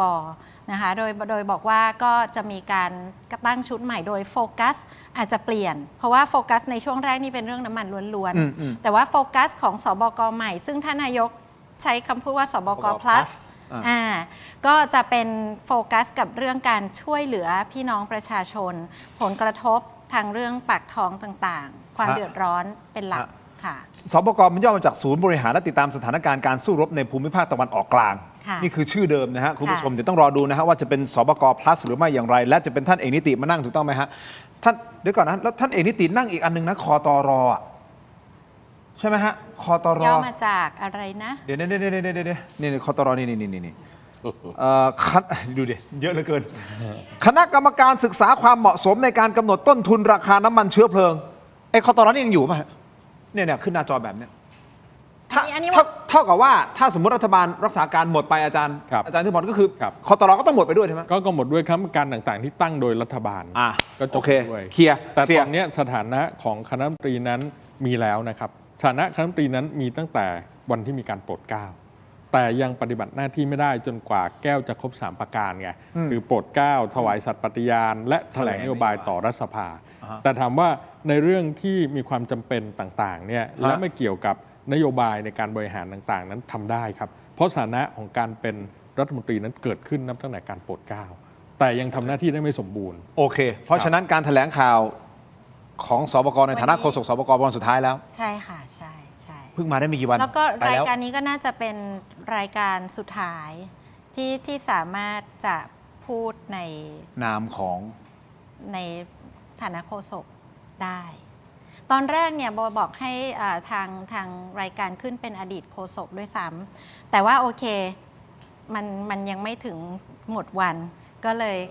เขาก็จะใช้อย่างนี้ก่อนเที่ยงคืนครับอ๋อไม่ใช่เวลาราชการ4 โมงอ๋อไม่ครับนับวันก็หมดวันจริงๆแสดงว่าโบไม่แน่ใจว่าเขาคัตออฟจริงๆเมื่อไหร่นะอาจารย์แบบต้องตอนถวายสัตว์ไหมหรือว่ายังไงเที่ยงคืนไปแล้วคือค่ะตรงนี้ไม่แน่ใจในเรื่องของข้อกฎหมายแต่ว่าโดยกรอบภาพรวมก็คือว่าต้องหมดวาระพร้อมรัฐบาลเดิมค่ะก็เป็นเกียรตินะฮะขอบคุณฮะที่ได้เป็นรายการสุดท้ายในฐานะที่ท่านเป็นโฆษกสบกในชุดนี้นี่เกี่ยวกับเกียรติด้วยเกลียดอ่ะไม่ใช่เกียรติอย่าสะกดผิดสะกดให้ถูกเอาให้ถูกนะก็เลยตั้งโคเป็นเกียรติอ่ะคุณผู้ชมเจอแล้วฮะเอางี้ผมไปต่อเลยนะเดี๋ยวจะได้วิเคราะห์กันเพิ่มเติมนะฮะก็คือวันนี้ท่านนายกแถลงเลยนะไอ้โม่งตกลงบอกไอ้โม่งมีจริงนี่ใช่ไหมฮะมาไล่เรียงกันนะครับช่วงสายๆวันนี้คุณอนุทินชาญวีรกูลนะครับท่านนายกรัฐมนตรีและทีมงานชุดปราบปรามแถลงข่าวนะครับมีสาระสำคัญน่าสนใจแบบนี้ครับท่านนายกประกาศสงครามกับผู้ฉวยโอกาสกักตุนและลักลอบขายน้ำมันออกนอกประเทศโดยใช้หลักการปิดชื่อถือพฤติกรรมพูดง่ายๆก็คือว่าไม่ว่าคุณจะมีอิทธิพลแค่ไหนก็ตามก็จะดำเนินคดีอย่างเฉียบขาดนะครับโดยพฤติกรรมที่ตรวจพบอันหนึ่งที่ผมพูดไปแล้ว ประวิงเวลาเดินเรือ ข้อที่ 1 ประวิงเวลาเดินเรือคืออะไรครับ คือมันให้เรือเนี่ยลอยลำอยู่นะ อยู่กลางทะเลลอยไปเรื่อยๆก็คือช้าลงเข้าเทียบท่าช้าลงอ่ะคือ รอราคาใหม่ รอราคาใหม่แล้วค่อยเอาเรือมาเทียบท่า แล้วค่อยถ่ายน้ำมันเข้าคลังนั่นหมายความว่าอะไรไอ้ราคาเดิมสมมติวันนี้มันสมมติ5 บาทรอให้ถึง10 บาทก็ค่อยเข้ามาแทนที่มันจะเข้าวันนี้5 บาทเลยไม่อะรอไปเรื่อยๆ คุณทินเชื่อเถอะมิจฉาชีพอะความคิดสร้างสรรค์สูง ถึงบอกว่าแมวจับหนูต้องตามให้ทันไง เดี๋ยวก่อนนะผมไม่เชื่อว่าเจ้าหน้าที่เราจะคิดล้ำไปกว่ามิจฉาชีพ ไม่ได้ อ่า พี่ตู่ คืออั อันนี้คืออันดับแรกก่อนนะไอ้เรื่องของเรือนี่เรื่องใหญ่นะ เอาเรื่องแรกก่อน ฮะ คือผมเองก็เห็นว่ามี2 คนที่ถูกต้มเสียเปื่อยเลยหนึ่งก็คือตัวนายกนั่นแหละที่ได้รับรายงานว่าไม่มีการกักตุนไม่มีไอ้โม่งอยู่ดีๆ คุณอนุทินจะรู้ได้ไง ถ้าบรรดาข้าราชการคนมีหน้าที่รับผิดชอบเนี่ยว่าไม่ยืนยันเนี่ยเขาจะพูดได้ไงเขาเป็นนายกรัฐมนตรีแต่ว่าพอยืนยันตัวเองก็เป็นหนังหน้าไฟเหมือนกันเพราะไปพูดเองว่าไม่มีทั้งที่คนเขาไล่เรียงเขาสงสัยกันมาตั้งแต่ต้นว่าความต้องการน้ำมันดีเซลว่าปกติ67 ล้านลิตรนะครับไปกลั่นเพิ่ม10 ล้านลิตรพอไปถามไอ้เจ้าของปั๊มบอกก็เดิมสมมติว่าเคยส่ง10,000มาส่ง 3,000 4,000 5,000มันหายไปไหนล่ะหายไปไหนนะครับไอ้คนกักตุนช่องแรกอาจจะตกใจแต่ไอ้นั่นมัน 2-3 วันนั้นในทางปฏิบัติอ่ะทีนี้เนี่ยนะครับจนกระทั่งนายกเองก็มาได้ยินว่ามีไอ้โม่งผมเลยแนะนำท่านนายกรัฐมนตรีว่าใครเป็นคนมาบอกว่าไม่มีไอ้โม่งกักตุนย้ายนั่นก่อนเลยเอาเป็นนายกนี่คนมาต้มได้ไงล่ะเพราะว่านายกเนี่ยต้องมารับผิดชอบกับประชาชน คุณตู่ด้วยความเคารพณตอนนั้นอาจจะไม่มีข้อมูลจริง ๆ ก็ได้นะบอกไม่มีไอ้โม่งอ่ะและไอ้คนที่มาบอกมันไม่รู้อ่ะเอานี่ก่อนเพราะว่าคนที่บอกมันจะเกี่ยวข้องไอ้วงการน้ำมันเนี่ยนะครับอย่างไรก็ตามเนี่ยนะครับไอ้คนที่มาสื่อความกับนายกได้เนี่ยแสดงว่ารู้ทุกเรื่องและความจริงนายกก็ต้องตั้งแต่วันแรกที่พูดรุ่งเช้าสืบสอบสวนกลางไปจับที่อ่างทองที่ผมบอกทีนี้อีกคนหนึ่งสุภจีทำไมเนี่ยนะครับสุภจีก็ข้าราชการกระทรวงแรงไอ้กระทรวงพาณิชย์โอเคนะครับบอกมติครม.ปี34ไม่บอกปี68นะครับไม่บอกยุคคุณพิชัยเนี่ยนะครับแต่ว่าไปบอกปี34ผ่านมา34ปีแล้วไม่บอกมติครม.ครั้งหลังสุดนะครับและไปอ้างศาลปกครองที่ไปยึดโยงกับปี34นะครับแม้กระทั่งปี61ก็ตามเนี่ยก็แสดงว่าโกหกสุภจีก็มีหน้าที่แถลงดูหน้าเธอในแก่ขนาดไหนแล้วตอนเนี้ยเครียดที่เพราะว่าเธอเนี่ยมาจากภาคเอกชนคนเดียวนะในบรรดาคณะนี้นะครับศรีอาศักดิ์นูปลัดกระทรวงเอกนิติข้าราชการกระทรวงการคลังนะครับสุภจีมาจากดุสิตธานีนะครับดังนั้นเนี่ยนะครับไอ้กลไกข้อกฎหมายทุกอย่างเนี่ยนะครับไม่ใช่ว่าเธอเนี่ยจะเก่งรู้ไม่มีใครเก่งทุกเรื่องเชื่อผมเถอะนะครับข้างนอกคนเข้าใจว่าเธอต้องรู้ไอ้นู่นนี่นั่นผมนี่เห็นมันเยอะต่อเยอะละนะครับก็รู้เฉพาะเรื่องที่เธอถูกฮะควรจะรู้ไม่จำเป็นต้องรู้ทุกเรื่องถูกต้องทีนี้เนี่ยเมื่อคนที่มาบอกเธอเนี่ยบอกความจริงไม่ครบไงเวลาที่รัฐมนตรีเขาถามเนี่ยนะครับมันทำไมมันบอกมติครม.ปี34ไม่บอก68อ่ะใช่ไหมเพราะฉะนั้นเนี่ยนะครับเรื่องอำนาจตามพรบควบคุมสินค้าปี42เนี่ยนะครับคือมันก็เห็นชัดเจนนะครับว่าเมื่อปีมติครม. 24 มิถุนายนปี68ประกาศในข้าราชกิจจานุเบกษา30 มิถุนาเนี่ยมันก็ชัดเจนในเรื่องอำนาจของรัฐมนตรีพาณิชย์นี่ก็ถูกหลอกเหมือนกันแล้วเธอก็มีหน้าที่สินค้าไม่ขึ้นควบคุมได้นะครับไปมาก็ไปติดกับข้าราชการในเรื่องสไตล์ธงฟ้านะครับเธออาจจะเป็นของใหม่ของเธอนะแต่ว่าไอ้คนไทยเขารู้เนี่ยเป็นวิธีคิดที่ดักดานที่สุดอ่ะเพราะว่ามันจะไม่สอดคล้องกับสถานการณ์ถามว่าเจตนาดีไหมดีเห็นไหมดังนั้นเนี่ยนะครับเราเห็นได้อย่างชัดเจนว่า2 จุดนี่โดนต้มแสดงว่ามีคนต้มก็ถ้าของผมก็บอกสุภจีว่าถ้าเป็นข้าราชการเป็นปลัดก็ย้ายปลัดเป็นอธิบดีกรมการค้าภายในก็ย้ายเป็นฝ่ายกฎหมายก็ต้องย้ายแสดงว่าต้มรัฐมนตรีดิก่อนที่ผมจะถามคุณโบเพราะคุณโบน่าจะไม่รู้จะมีข้อมูลหรือเปล่านะโดยเฉพาะกรณีที่คุณตู่บอกว่ามีคนมาบอกท่านนายกบอกว่าไม่มีไอ้โม่งไงแล้วทำไมวันนี้มันมีไอ้โม่งคุณโบมีข้อมูลเพิ่มเติมเพราะว่านายกจะไปเชื่อด้วยความรู้สึกตัวเองไม่ได้มีแม่ไหมเดี๋ยวก่อนอาจารย์พรคิดยังไงในประเด็นที่คุณตู่พูดมันน่าสนใจนะเท่ากับว่า มันมีคนกำลังพยายามจะบอก ไปต้ม ถ้เป็ นายก จริงๆะ ให้นายกไปต้มประชาชนได้ยังไงอ่ะ เป็นอย่างนั้นมันเป็นอย่างนั้นเลยเหรอมัน คือจริง ๆ ต้องบอก ขนาดนั้นเลย ที่คุณทินบอกว่าทำไมไอ้บรรดากลยุทธ์อะไรต่างๆเนี่ยลอยเรืออะไรเลยก็ตามเนี่ยเจ้าที่รัฐเนี่ยไม่รู้เลยเหรอนะผมว่ามันมี2 ส่วนนะหนึ่งก็คือว่ารู้แต่อาจจะทำไม่ได้ เพราะมันมีข้อจำกัดทางกฎหมาย โอเค เช่นเรือลอยอยู่ในทะเลจะไปบังคับเอาต้องเร่งเครื่องต้องมันอาจจะไม่ได้มีกฎหมายได้ที่ให้อำนาจเขาทำอย่างนั้นนะครับกับ2ก็คือว่าอาจจะรู้เห็นเป็นใจนี่หนักกว่า อันเนี้ยคือข้อ 2 ซึ่งจะคล้ายคลึงกับที่พี่ตู่บอก ถ้าเป็นข้อ 2 แบบเนี้ยจะรู้เห็นเป็นใจก็ดีรายงานข้อมูลเท็จให้กับทางผู้บังคับบัญชากับท่านนายกกับอะไรก็ดี อันเนี้ยต้องจูนเครื่องเลยต้องจูนเครื่องเร่งด่วนเลยครับแล้วก็ต้องกำชับแล้วก็ใช้มาตรการอย่างเด็ดขาดไปยังเจ้าหน้าที่ทั้งระดับปฏิบัติระดับอำนวยการอะไรต่างๆไล่เรียงกันขึ้นมานะว่าทั้งหมดนี้เนี่ยจะต้องดำเนินการนะครับให้มีประสิทธิภาพมากที่สุดข้อมูลข้อเท็จจริงต้องตรงมากที่สุดนะแล้วก็อาจจะรับฟังข้อมูลจากมุมอื่นด้วยนะครับคือฟังจากข้าการประจำเนี่ยมันก็ข้อมูลด้านเดียวนะครับก็ต้องฟังจากมุมอื่นฟังจากประชาชนฟังจากคนพื้นที่หรือมีสายอะไรของตัวเองต่างๆด้วยนะแล้วก็จะเห็นข้อมูลเหล่านี้ว่าตกลงแล้วเนี่ยไอ้โม่งก็ดีนะครับกลยุทธ์ต่างๆก็ดีมันมีช่องว่างช่องโหว่ตรงไหนนะครับมันทำอะไรได้หรือมันเป็นข้อจำกัดกฎหมายจริงๆนะครับหรือข้อจำกัดในเรื่องของอุปสรรคของระบบราชการแบบมิติอื่นๆก็ตามแต่นะมันก็จะได้เห็นปัญหาไงว่าตกลงอะไรคือปัญหาที่แท้จริงแต่อย่างที่บอกถ้าเป็นปัญหาจากการกระทำเจ้าหน้าที่รัฐที่รู้เห็นเป็นใจต้องเอาผิดให้หนักเลยถ้าเป็นอย่างนั้น ถ้าเป็นงั้นเอางี้ผมหาคนแรกก่อน ครับ หาคนต้มก่อนมีไหมฮะคุณโบมันมีคนต้มท่านนายกไหมว่าคุณโบก็ต้องถือว่าเป็นคนหนึ่งที่น่าจะใกล้ชิดวงในข้างในประมาณหนึ่งเลยเนาะมีข้อมูลไหมไม่มีใครมากระซิบนายกบอกเฮ้ยนายกไอ้โม่มันไม่มีกักตุนบไม่มีทางทราบถึงระดับนั้นอยู่แล้วเนาะแล้วก็เกินกรอบที่จะตอบแต่ว่าสิ่งที่จะพูดในวันนี้คืออย่างนี้ค่ะโมคิดว่าเรื่องนี้ไม่ต้องแก้ตัวเรื่องว่าตอนแรกคิดว่าไม่มีตอนนี้มามีเนี่ยไม่ต้องแก้ตัวแล้วโมคิดว่าการที่ท่านนายกมานั่งแถลงด้วยตนเองเมื่อตอน 11 โมงวันนี้มันก็คือการบ่งบอกแล้วว่ายอมรับว่าสิ่งที่ผ่านมามันเป็นเช่นนั้นแล้ววันนี้ได้ดำเนินการแล้วแล้วก็นี่คือผลของการดำเนินการแล้วถ้าสังเกตท่านนายกเนี่ยเอาข้าราชการมานั่งด้วยเนี่ยเยอะเลยนะ8 ท่านเนี่ยเป็นแผงเอาภาพอินเสิร์ตขึ้นมาให้ความเป็นธรรมกับท่านมีทั้งรัฐมนตรีกระทรวงยุติธรรมมีทั้งเสนาธิการทหารเรือแล้วก็สอนชนเพราะว่าเราต้องใช้จุดนั้นนะคะมีทั้งผบ.ตร.ซึ่งท่านก็กำกับศูนย์ปราบปรามการกระทำผิดเกี่ยวกับน้ำมันเชื้อเพลิงด้วยอธิบดีกรมธุรกิจพลังงานอธิบดีกรมเจ้าท่าอธิบดีกรมศุลกากรอธิบดีกรมสรรพสามิตแล้วก็อธิบดี DSI 10 คนนะนั่นหมายความว่าถ้าอันนี้โบขอถอดหมวกโฆษกแล้วมองในมุมของนักวิเคราะห์นะ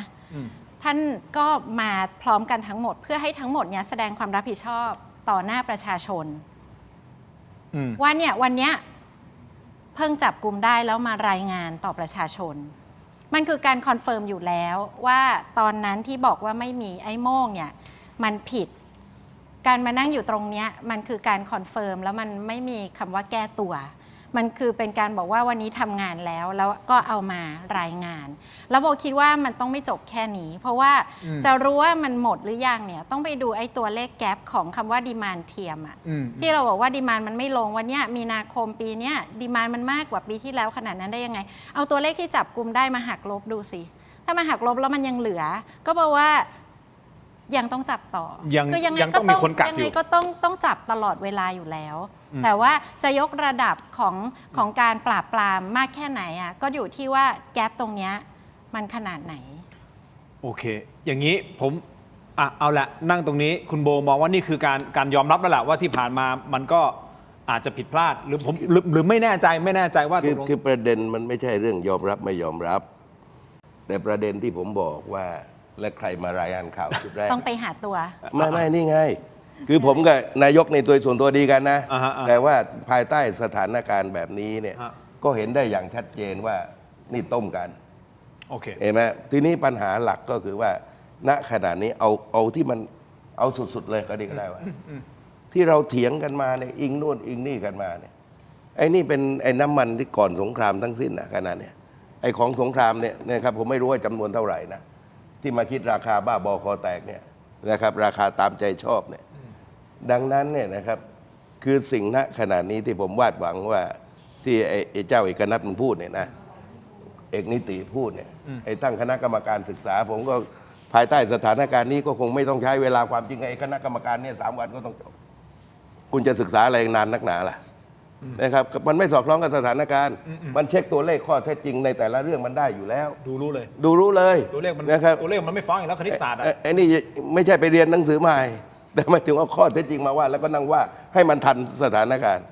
นะครับและที่สำคัญที่สุดว่านะครับว่ามันต้องทลายโครงสร้างถ้าไม่ทลายโครงสร้างเนี่ยคือคนไทยพร้อมนะผมว่าน้ำมันลิตรละ100ก็ได้แต่มันต้องจริงไอ้ไม่ใช่คิดราคาแบบคนขี้โกงอ่ะคือคนไทยเสียอะไรเสียได้ยกเว้นเสียรู้ว่าก็ค่าขนส่งไม่จริงจากสิงคโปร์คุณโกงเราได้ไงนะครับค่าประกันภัยนี่ผมยกตัวอย่างว่านี่นะครับว่าคนไทยมันพร้อมจะรับทุกเรื่องราวเพียงแต่ว่าไอ้น้ำมันรถเก่าแล้วมาคิดราคานี่ครับในเวลาสงครามเนี่ยมันไม่แฟร์กับคนไทยไงนะครับเพราะฉะนั้นผมก็วาดหวังว่านะครับว่าไม่รู้ใครมีอำนาจไม่มีใครมีอำนาจสักคนในประเทศนี้ขึ้นราคา6 บาทนี่คุณพิพัฒน์บอกนายกยังไม่รู้เลยนะครับนายกไม่มีสิทธิ์รู้คุณพิพัฒน์ก็ไม่มีสิทธิ์รู้เราอยู่กันแบบนี้นะไปกระทรวงพาณิชย์เราก็ไม่มีอำนาจกระทรวงพลังงานก็เข้าไปยุ่งอะไรกันไม่ได้มันยังไงนะครับเพราะฉะนั้นภายใต้สถานการณ์แบบนี้ผมต้องการให้เขานำพาประเทศแก้ไขปัญหาได้แต่ว่าต้องให้คนไทยมันสบายใจ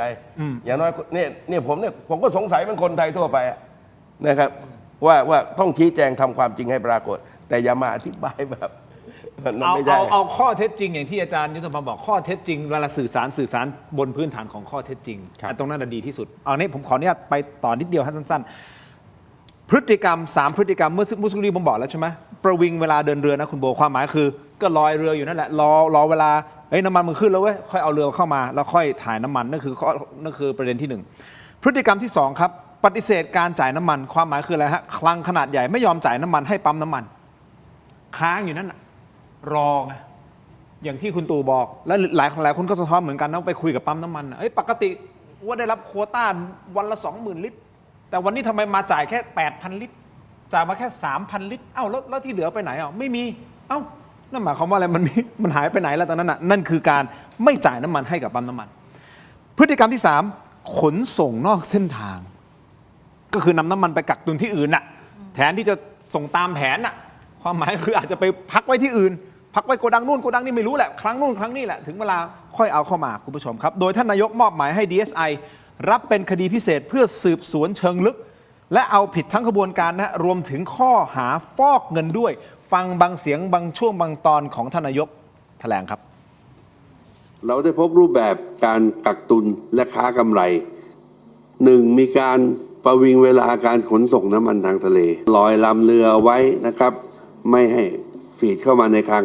ตามเวลาที่มันเคยเป็นไปตามปกติการเพิ่มราคาขายปลีกน้ำมันก็ค่อยฟีดน้ำมันเข้ามาในระบบเพื่อให้ได้กำไรมากขึ้นนะครับ2มีการปฏิเสธการจ่ายน้ำมันจากคลังน้ำมันขนาดใหญ่ไปยังสถานีบริการหรือลูกค้าปลายทาง3มีการขนส่งน้ำมันออกนอกเส้นทางเพื่อกักตุนเราเชื่อว่ามีการลักลอบขนถ่ายกลางทะเลนะครับแต่ก็เราก็กำลังเร่งทำการสอบสวนแล้วก็ขยายผลไปเช่นกันคุณผู้ชมครับเพิ่มเติมจากที่ท่านนายกได้แถลงเมื่อสักครู่นี้บางช่วงบางตอนนะฮะ DSI ให้ข้อมูลที่ผมพูดไปแล้ว3-4 รอบนะในรายการตั้งแต่ต้นรายการนะครับก็คือน้ำมันไทยเนี่ยแค่เฉพาะสุราษฎร์ใช่ไหมพี่ตู่หายไป57 ล้านลิตรฮะครับเป็นบ้านเกิดผมกับคุณสุเทพเทือกสุบรรณมันหายไปไหนพี่ไม่รู้พี่รู้ไหมผมไม่รู้แต่ผมต้องถาม อย่างนี้คุณผู้ชมท่านพลตำรวจโทรุตพลนวรัตน์ซึ่งท่านเป็นรัฐมนตรีว่าการกระทรวงยุติธรรมนะครับรวมถึงท่านรองผบตรท่านพลตำรวจเอกทัชชัยปิตะนีลบุตรนะฮะก็แถลงข่าวที่สวกเนี่ยที่เดียวกันที่ท่านนายกนี่แหละครับพอท่านนายกพูดไปปุ๊บท่านแถลงยาวเลยนะครับเอาอย่างนี้สรุปง่ายๆกระทรวงยุติธรรมตรวจสอบเส้นทางขนส่งน้ำมันที่จังหวัดสุราษฎร์ธานีพบว่ามีเรือบรรทุกน้ำมันออกจากคลังน้ำมันหลักเดินทางไปยังคลังน้ำมัน6แห่งในจังหวัดสุราษฎร์ธานีทั้งหมดเนี่ย96 เที่ยวซึ่งมีปริมาณน้ำมันออกจากคลังน้ำมันหลักทั้งสิ้นฟังนะฮะ217 ล้านลิตร217 ล้านลิตรที่ออกจากคลังนะฮะ96 เที่ยวเนี่ยครับแต่สุดท้ายไปพบว่าไอ้น้ำมันน่ะที่มันออกจากคลังมา217 ล้านลิตรน่ะ เฮ้ยทำไมปลายทางมันมีแค่160 ล้านลิตรวะเท่ากับว่ามันหายไปไหน57 ล้านลิตร 57 ล้านลิตรมันเท่าไหร่นั่นน่ะ57 ล้านลิตรนะฮะคุณผู้ชมมันหายไปท่านรองผบตรขยายความเพิ่มเติมบอกว่าการใช้ปริมาณน้ำมันในประเทศเนี่ยพุ่งขึ้นผิดปกติจาก67 ล้านลิตรต่อวันพุ่งไปประมาณ 80-90 ล้านลิตรต่อวันน่ะมันไม่สอดคล้องกับสภาพเศรษฐกิจเนาะก็เลยเชื่อว่ามีการลักลอบนำออกไปขายต่างประเทศด้วยแล้วก็ยังไปพบการลักลอบส่งออกที่อำเภอแม่สอดใช่ไหมโดยใช้รถบรรทุกน้ำมันกว่า 40,000 ลิตรเนี่ยไปแล้วก่อนหน้านี้ใช่ไหมที่อ่างทองอีก 300,000 ลิตรที่มันอยู่ในคลังคือเอางี้ดีกว่ามันมีขบวนการนี้แหละไม่ต้องเหนียมซึ่งมันไม่ได้เพิ่งมีวันนี้มันไม่ได้เพิ่งมีเมื่อวานนี้หรอกครับเชื่อว่ามีวันแรกๆของการเกิดวิกฤตฟังเสียงท่านรองผบตรครับแถลงจากการสุ่มเราพบว่ามีสถานีบริการทั้งหมดที่17แห่งแล้วก็12จ็อบเบอร์ครับที่ทำหน้าที่ส่งไปสถานีบริการน้ำมันที่มีการปิดตัวลงและจากจำนวน39แห่งที่เราตรวจสอบทั้งหมดนะครับเราพบว่ามีอยู่ประมาณ6แห่งที่น่าสงสัยและน่าเชื่อว่ามีการกักตุนน้ำมันแล้วก็มีการจับกุมเพิ่มเติมในส่วนการขนส่งครับเราพบว่าบางครั้งปกติแล้วในเดือนกุมภาพันธ์จ่ายน้ำมันอยู่ที่ประมาณ18ล้านลิตรแต่ช่วงเดือนมีนาคมมีการจ่ายลดลงเหลือแค่ประมาณ11ล้านลิตรซึ่งที่ผ่านมาเนี่ยโรงกลั่นได้มีการส่งน้ำมันและมีการกลั่นน้ำมันอย่าง 100% นะครับปริมาณน้ำมันไม่มีการขาดในตลาดแต่พอไปถึงคลังแล้วคลังกลับจ่ายผิดปกติซึ่งมีลักษณะของการเก็งกำไรครับเรามีการตรวจสอบพบจับกลุ่มในเรื่องของสถานีบริการน้ำมันใช้วิธีการสั่งน้ำมันไปแล้วไม่ได้ไปลงน้ำมันแต่กลับข้ามไปจำหน่ายบริเวณภายนอกซึ่งจะได้กำไรมากกว่าหน้าปั๊มอยู่10 บาททันทีนะครับในช่วงเวลานั้นซึ่งลักษณะนี้เราเชื่อว่าจะมีลักษณะของพฤติกรรมอย่างนี้อยู่อีกหลายที่นะครับซึ่งตรงนี้อยู่ระหว่างการขยายผลครับผมขออนุญาตให้ข้อมูลต่อเพิ่มเติมก่อนที่จะมาพูดคุยกับแขกรับเชิญของผมทั้ง3ท่านนะฮะคุณผู้ชมครับก็คือในที่แถลงข่าวนี่แหละคุณผู้ชมเมื่อวานนี้นำเสนอไปแล้วนะคุณโบนะฮะคุณตู่กับอาจารย์ยุทธพรครับนำเสนอในรายการบอกว่ามันมีเรือน้ำมันใช่ไหมที่เป็นเรือน้ำมันกัมพูชานะเอาภาพขึ้นมาได้นะฮะที่มีการโอนถ่ายน้ำมันแล้วมันไปเห็นเรือที่มีธงชาติไทยผู้สื่อข่าวก็เลยถามในประเด็นนี้ด้วยแหละซึ่งท่านนายกรัฐมนตรีแสดงท่าทีโกรธจัดเลยนะฮะและใช้คำรุนแรงนะประนามขบวนการนี้ว่าพวกเลวและขายชาตินะฮะคุณผู้ชมฟังบางช่วงบางตอนครับไปท่านนายกครับมันมีเรื่องที่มีการจับขบวนการขนน้ำมันไปส่งขายในประเทศกัมพูชาท่านรับทราบเรื่องนี้หรือยังครับเรื่องที่มีการลักลอบขนน้ำมันตอนนี้เราตั้งหน่วยไล่ล่าพวกกักตุนพวกฉวยโอกาสขึ้นราคาพวกลักลอบนำออกไปขายซึ่งมีอยู่บ้างนะแต่ไม่ใช่มีอยู่เยอะนะครับแล้วก็หน่วยงานด้านความมั่นคงต่างๆให้ความร่วมมือเป็นอย่างดีและก็จะดำเนินคดีอย่างเต็มที่ถือว่าคนเหล่านี้ก็เป็นภัยต่อความมั่นคงของชาติท่านนายกขอย้ำเรื่องเรือทีนึงที่ไปมาที่เขมรเนี่ยคือรู้ตัวไหมครับว่าใครตอนนี้ก็มีการส่งกำลังเจ้าหน้าที่นะครับไปดำเนินการจับกุมปราบปรามดำเนินคดีมันจะเพิ่มความกังวลให้ประชาชนไหมท่านนายกพอจะเปิดเผยข้อมูลได้ไหมคะเป็นว่าเป็นตัวการใหญ่หรือว่ายังไงผลออกไปเยอะอะไรเงี้ยมีเป็นในรูปบริษัทนะครับตอนขายเขมรนี่เป็นข้อหาหลักก็เลวครับเรียกว่าขายชาติผมเริ่มที่อาจารย์ยุทธพรก่อนไอกระบวนการลักลอบขายน้ำมันเถื่อนของประเทศไทยที่มันลักลอบไปประเทศเพื่อนบ้านนู่นนี่นั่นนะจริงๆมันมีมานานแล้วเนาะมันมีมานานแล้วต้องไหมครับแล้วก็เราก็ตั้งคำถามว่าเอ๊ะหน่วยงานภาครัฐไม่รู้เหรอก็รู้บ้างไม่รู้บ้างเราไม่รู้นะแต่ผมว่าในเหตุการณ์ครั้งเนี้ยถ้าย้อนกลับไปนะอาจารย์นายกสื่อสารว่าอะไรบอกว่าเพราะประชาชนตื่นตระหนกใช่ไหมช่วงแรกนะด้วยความเคารพนะตื่นตระหนกเลยไปเติมน้ำมันกันที่บ้านอาจจะมี 3-4 คันแล้วแบบแต่ก่อนอาจจะแบบรอให้น้ำมันมันใกล้หมดค่อยไปเติมแต่ตอนนี้พอตื่นตระหนกไปเติมเลยทำให้การใช้น้ำมันมันเพิ่มขึ้นมันคือประชาชนเป็นคนทำให้น้ำมันการใช้มันเพิ่มขึ้นไม่ได้กักตุนไม่มีใครกักตุนไม่มีไอโม่ผมประชาชนเจ็บใจตรงนี้มั้งว่าเหมือนกลายเป็นโทษประชาชนนั่นคือสื่อสารแต่วันนี้ไม่ใช่แล้ววันนี้ชัดเจนแล้วเนี่ยก็คือสิ่งที่จะต้องเรียกความเชื่อมั่นไงอย่างที่บอกนะพอสื่อสารกับสิ่งที่มันเกิดขึ้นจริงเนี่ย หรือว่าประชาชนได้ประสบพบเห็นด้วยตัวเองจริงๆเนี่ยมันอยู่โลกคนละใบเนี่ยมันไม่ได้นะมันอยู่โลกใบเดียวกันครับก็คือว่าสื่อสารไปไงสิ่งที่ประชาชนเจอต้องเป็นแบบนั้นนะครับแล้ววันนี้ผมเชื่อว่าประชาชนอยากเห็นที่สุดคือเส้นทางน้ำมันว่าน้ำมันดิบเนี่ยเมื่อเข้ามาสู่ประเทศไทยมันไหลไปตรงไหนบ้างนะไอ้ที่เราผลิตเองเนี่ยมันไม่พอใช้หรอกครับมันก็ได้นิดหน่อยส่วนใหญ่เราก็ต้องนำเข้าอันนี้ที่นำเข้ามาเนี่ยมันไหลไปไหนบ้างล่ะไหลไปโรงกลั่นออกมาปริมาณมันสมดุลกันไหมกับน้ำมันที่นำเข้ามามันอาจจะไม่ต้องพอดีเป๊ะๆหรอกแต่เอาให้มันสมดุลแล้วดูแล้วมันสมเหตุสมผลโรงกลั่นออกมาเส้นทางการบรรทุกจ็อบเบอร์ไปที่ไหนต่อยังไงลงที่ปั๊มยังไงเวลาไหนออกจากโรงกลั่นเวลานี้ระยะทางไปถึงเชียงใหม่มันควรจะถึงเวลานี้ไปภูเก็ตควรเวลานี้ไปอุดรมันเกินเวลามันผิดปกติไหมนี่คือสิ่งที่ประชาชนอยากเห็นถามว่าไอ้กระบวนการเหล่านี้มัน tracking หรือติดตามได้ไหมได้ครับ แม่เขาไปถึงดวงจันทร์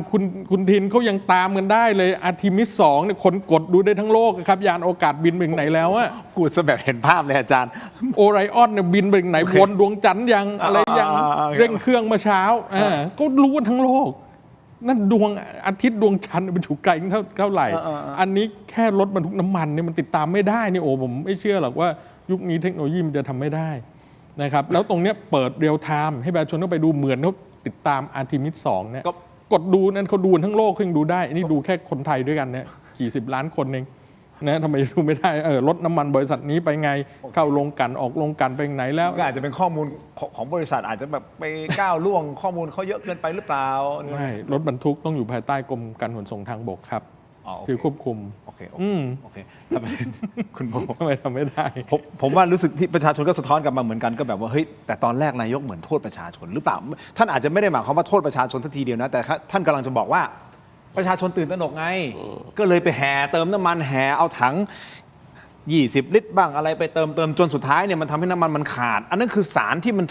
ถูกสื่อออกมาตั้งแต่ช่วงแรกไงคุณโบถูกไหมแล้วพอมาอย่างเงี้ยแล้วท่านนายกก็บอกนี่ไงมันกลายเป็นใช่แล้วมันก็เลยรู้สึกว่าตกลงท่านไม่รู้จริงๆเหรอว่ามันมีการกระบวนการกักน้ำมันแล้วมาโทษประชาชนหรือว่าท่านรู้แต่ณตอนนั้นต้องพูดอย่างนั้นเพราะมีคนมาให้ข้อมูลอย่างที่พี่ตู่บอกโบอะไม่ใช่โฆษกนายกแล้วก็ไม่ใช่โฆษกรัฐบาลดังนั้นจะไ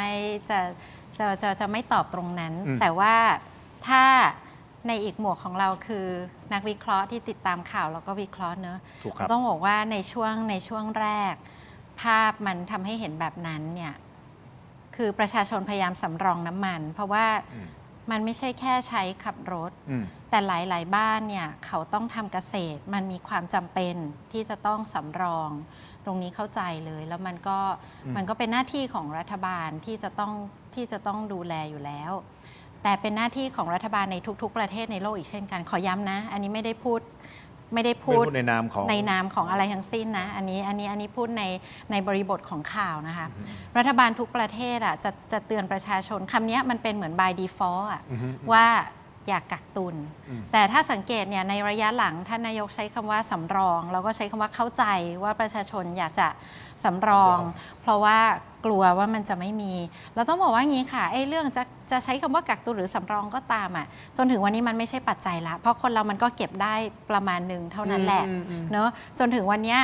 ตรงนี้ไม่ใช่ปัญหาละโอเคเราอาจจะมีพฤติกรรมในการเข้าปั๊มน้ำมันเติมบ่อยหน่อยซึ่งมันก็มีผลทำให้น้ำมันในปั๊มอาจจะหมดไวขึ้นแต่วันนี้ทุกคนยอมรับแล้วแหละตัวเลข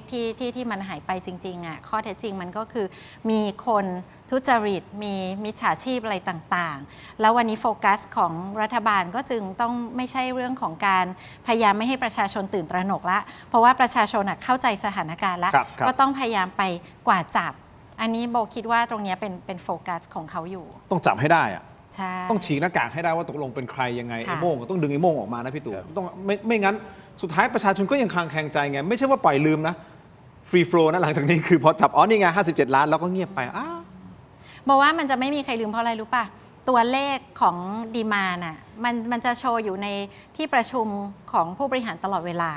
แล้วถ้าเกิดว่ามันยังมีแกปเมื่อเทียบกับมีนาคมปีที่แล้วอยู่ก็แปลว่าก็ต้องรู้ว่ายังจับกุมไม่หมด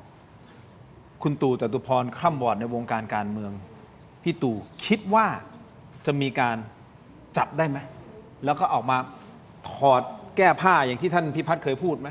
จะเป็นไปได้ไหมไอ้นี้เอางี้ก่อนผมว่าประชาชนอยากรู้นะไม่มีอะไรที่เจ้าหน้าที่รัฐไม่ว่าตำรวจ DSI หรือแม้กระทั่งศุลกากรสรรพสามิตสรรพากรจะทำไม่ได้ครับทำได้ทุกเรื่องอะและถามว่าพวกนี้รู้ทุกเรื่องไหมรู้ทุกเรื่องนะครับยกเว้นมันทำไม่รู้แต่ว่าเค้นมาเนี่ยรู้หมดผมเนี่ยกับทนายนกเขาเนี่ยเคยไปกองทัพเรือมาเกือบหลายเดือนก่อนว่าต้องการให้เห็นว่าให้แจ้งตัวเลขว่าการเรือที่นำเข้าน้ำมันก็ออกไปนั้นตัวเลขเท่าไหร่นะครับผู้บัญชาการฐานเรือก็ส่งเลขานุการกองทัพเรือเข้ามารับหนังสือแต่ว่าท้ายที่สุดก็ยังปกปิดนะเราจึงเห็นปรากฏการณ์ใช่ไหมว่านี่นะครับไอเรือไทยถ่ายน้ำมันให้เรือกัมพูชานะไอเรื่องนี้เป็นเรื่องใหญ่นะคือมันจะดูเบาอะไรไม่ได้ก็คือว่ามาตรการที่จะลงโทษนอกจากเร็วมากแล้วเนี่ยจะต้องจัดการตามกฎหมายหรือแม้แต่กระทั่งนี้นะครับการไปพบคนกักตุนเนี่ยคุณจะสวนชื่อไว้ทำแมวอะไรก็ต้องลงโทษและต้องดำเนินการสั่งฟ้องเร็วเพื่อให้เป็นเยี่ยงอย่างในยามบ้านเมืองเป็นวิกฤตอ่ะแม้นคุณจะเอาอยู่ได้ยังไงล่ะก็เห็นได้อย่างชัดเจนว่าไอ้เรื่องพื้นเนี่ยเราสั่งก๋วยเตี๋ยวราดหน้ายังรู้ว่ามอเตอร์ไซค์มาถึงตรงไหนแกวะ15 นาทีมาถึงนี่มาถึงนี่ GPS ระดับน้ำมันเรือก็เหมือนกันก็ GPS เหมือนเครื่องบินอะนะครับที่เราเช็คว่าเครื่องบินอยู่ตรงไหนบ้างยังไงบ้างเรือก็ลักษณะเดียวกันนะครับแต่ว่ามารู้ภายหลังกันทั้งนั้นมันเรื่องอะไรกับภายใต้สถานการณ์บริหารน้ำมันก็คนเขาทักท้วงมาตั้งแต่ต้นว่าในน้ำมันไปส่งที่ปั๊มเนี่ยน้อยทั้งที่กลั่นเพิ่มนะครับไอตอนแรกคนอาจจะวิตกเนี่ยนะครับแทนที่ว่าเหลือขีดแล้วไปเติมในนี่ใช้มาขีดแล้วไปเติมแต่ว่าอาการนี้มันไม่กี่วันก็ต้องเห็นภาวะความผิดปกติกันมาตั้งแต่ต้นอยู่แล้วดังนั้นมันต้องล็อกหัวล็อกท้ายกันให้หมดสิและต้องมีมาตรการลงทันและต้องไม่ลืมว่านี่มันเป็นน้ำมันล็อตเก่านะครับอย่ามาเล่นแร่แปรธาตุจนกระทั่งว่าเราไปตื่นเต้นอะไรกับตลาดโลกนะครับเพราะฉะนั้นผมก็ว่าเนี่ยนะครับเวลานี้เนี่ยความจริงเท่านั้นแหละในการบริหารพาประเทศไทย100 บาทก็ได้วันนี้ที่โบเขาบอกว่า62ไป100ก็ได้แต่ว่าไอ้นี่มันน้ำมันล็อตเก่า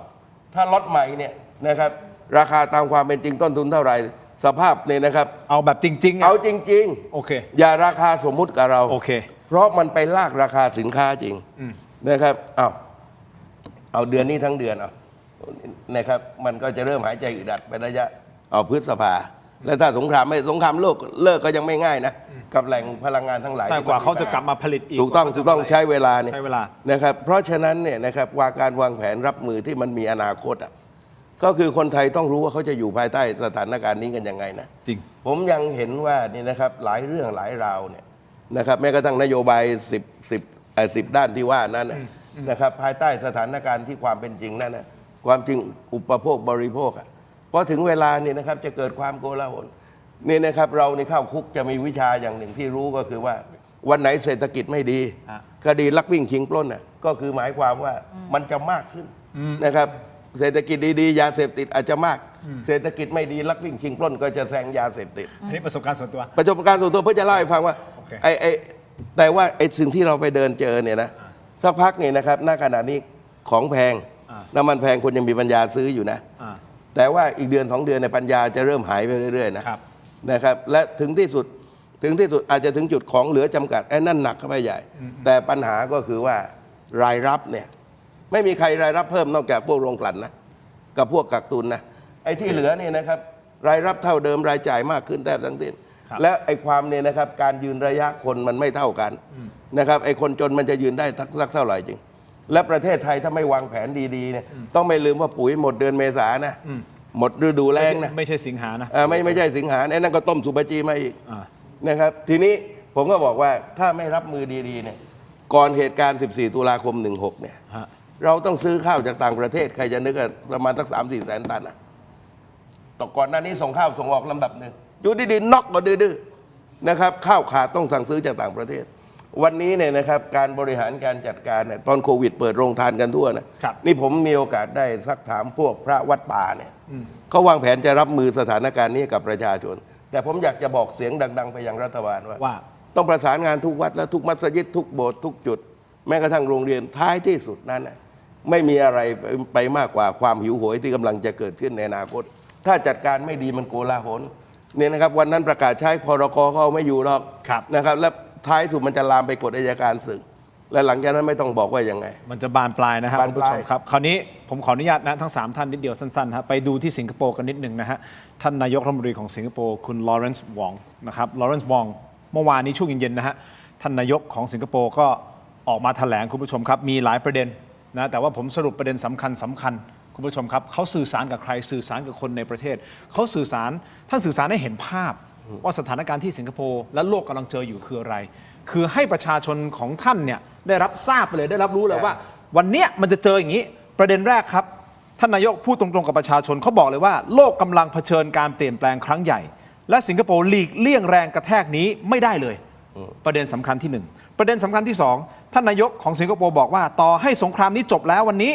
ความเสียหายในระบบการผลิตต้องใช้เวลาซ่อมแซมเป็นปีฮะดังนั้นราคาสินค้าและภาวะขาดแคลนจะยังคงอยู่ไปอีกระยะใหญ่ไม่มีการขายฝันว่าทุกอย่างจะกลับมาปกติโดยเร็วนะฮะไม่ขายฝันนะแต่ให้เห็นความเป็นจริงอย่างที่อาจารย์ยุทธพรพูดนะครับประเด็นที่3ครับท่านนายกสิงคโปร์รายงานผลงานของคณะกรรมการชุดต่างๆที่ไปจัดการความต่อเนื่องของซัพพลายนะครับก็คืออุปทานเพื่อสร้างความมั่นใจว่าประเทศจะไม่ขาดแคลนไม่ว่าจะเป็นพลังงาน LNG สิงคโปร์ก็ไปเจรจากับออสเตรเลียจนได้การันตีการขายก๊าซเพิ่มขึ้นจากเดิมและเริ่มจัดส่งทันทีแล้วก็ส่วนอาหารเองนะครับสิงคโปร์ก็ไปเจรจากับนิวซีแลนด์นะเพื่อสร้างความมั่นคงทางอาหารและมีการจัดส่งสินค้าเข้ามาเพิ่มเติมทันทีนี่คือยกตัวอย่างนะครับส่วนประเด็นที่4ครับรัฐบาลสิงคโปร์ยืนยันว่ามีของใช้ฟังนะฮะมีของใช้ครับแต่ราคาไม่ถูกเหมือนเดิมคือแพงขึ้นอ่ะไม่ต้องขายฝันอ่ะแพงขึ้นแน่นอนและรัฐบาลจะไม่มีการฝืนกลไกตลาดด้วยการแทรกแซงราคาจนมันบิดเบือนไม่เอาตามความเป็นจริงข้อที่5ครับท่านนายกสิงคโปร์ขอความร่วมมือทุกคนในชาติว่าต้องมีสติในการใช้ชีวิตและเน้นย้ำว่าสิงคโปร์มีพื้นฐานวินัยที่ดีทั้งในแง่บุคคลแง่ธุรกิจและถึงเวลาต้องงัดมันมาใช้เพื่อฝ่าวิกฤตไปด้วยกันและหมัดฮุกสุดท้ายที่ผมบอกฟังแล้วฮึกเหิมท่านนายกบอกงี้ครับ whatever comes our way we will face it as one people one nation and we will get through this together แปลไม่ว่าอะไรจะเกิดขึ้นเราจะเผชิญหน้าและผ่านมันไปด้วยกันในฐานะคนชาติเดียวกันสรุปง่ายๆแบบนี้ฟังบางช่วงบางตอนครับ My fellow Singaporeans, we are all deeply concerned about the ongoing conflict in the Middle East. The implications are grave,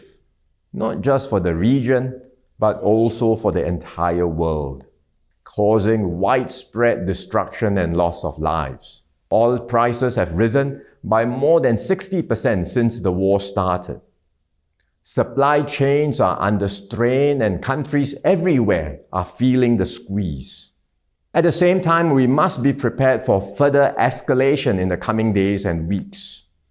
There is still a risk of additional strikes. We will cushion the immediate impact on households and businesses. The support measures announced in this year's budget are being rolled out. They include additional USAVE rebates to help households cope with higher electricity costs. Given the spike in oil prices and the uncertain outlook, the government will do more.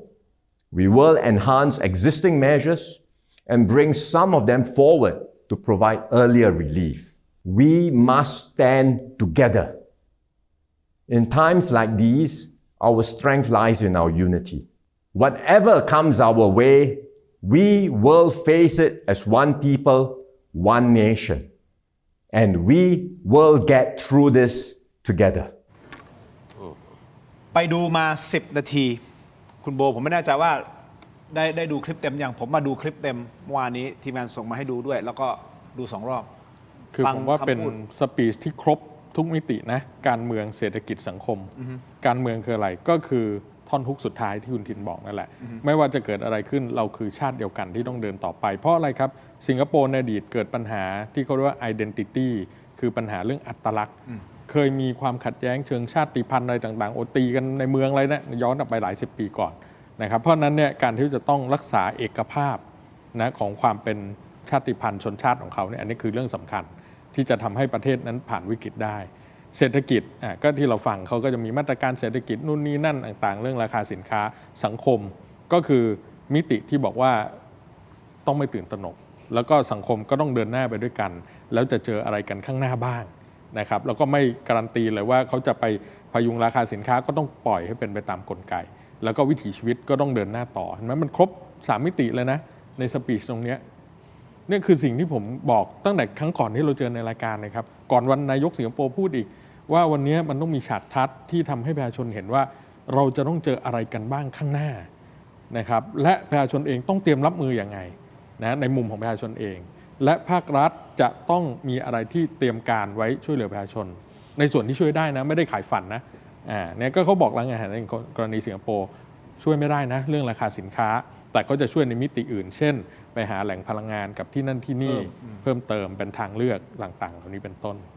นี่คือสิ่งที่เราต้องเห็น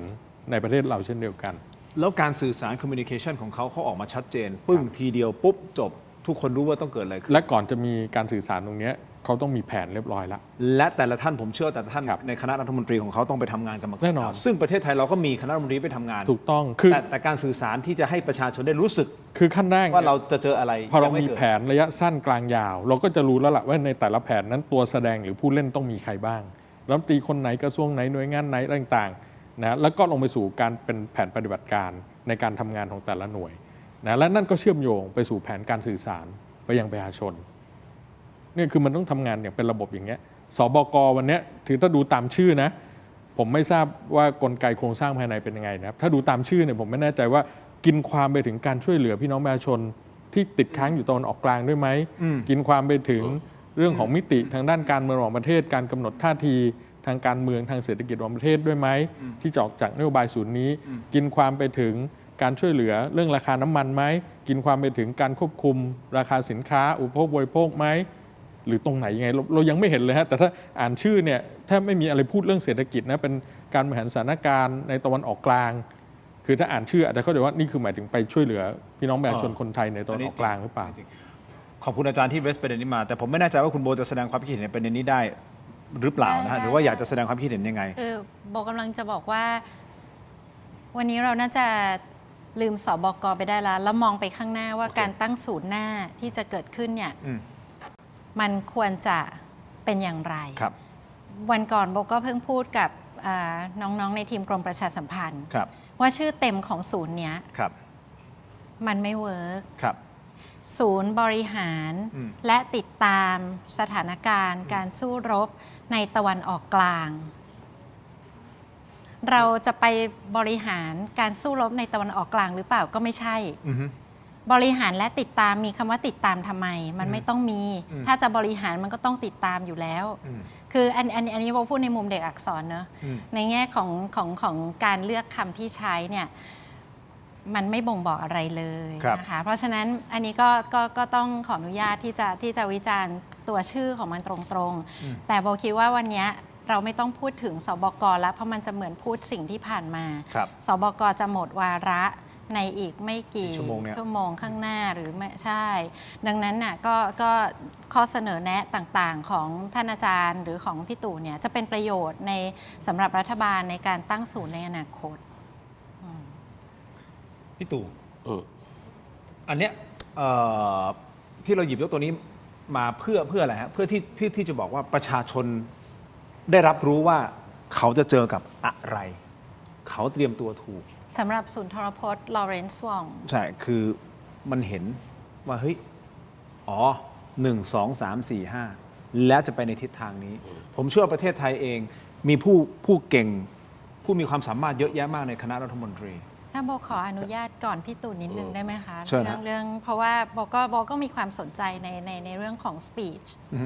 โบคิดว่าศูนย์ทรพจน์นั้นเนี่ยมันเป็นการคอนเฟิร์มภาวะผู้นำเพราะว่าความหมายทั้งหมดเนี่ยพูดมายาวสรุปได้ประโยคเดียวอะว่าผมพร้อมที่จะนำพาแล้วก็เราเนี่ยประเทศเนี่ยเป็นหนึ่งเดียวนะแต่ถ้าให้วิจารณ์กันจริงๆมันก็ไม่มีอะไรที่เป็นรูปธรรมสิ่งต่างๆที่อยู่ในสปีชอันนั้นเนี่ยมันอยู่ในการแถลงข่าวของสบกเมื่อวันอังคารทั้งหมดเลยนะ ก็มีการพูดถึงว่าเนี่ยมันจะมีฉากทัศน์ที่เราจะต้องเจอ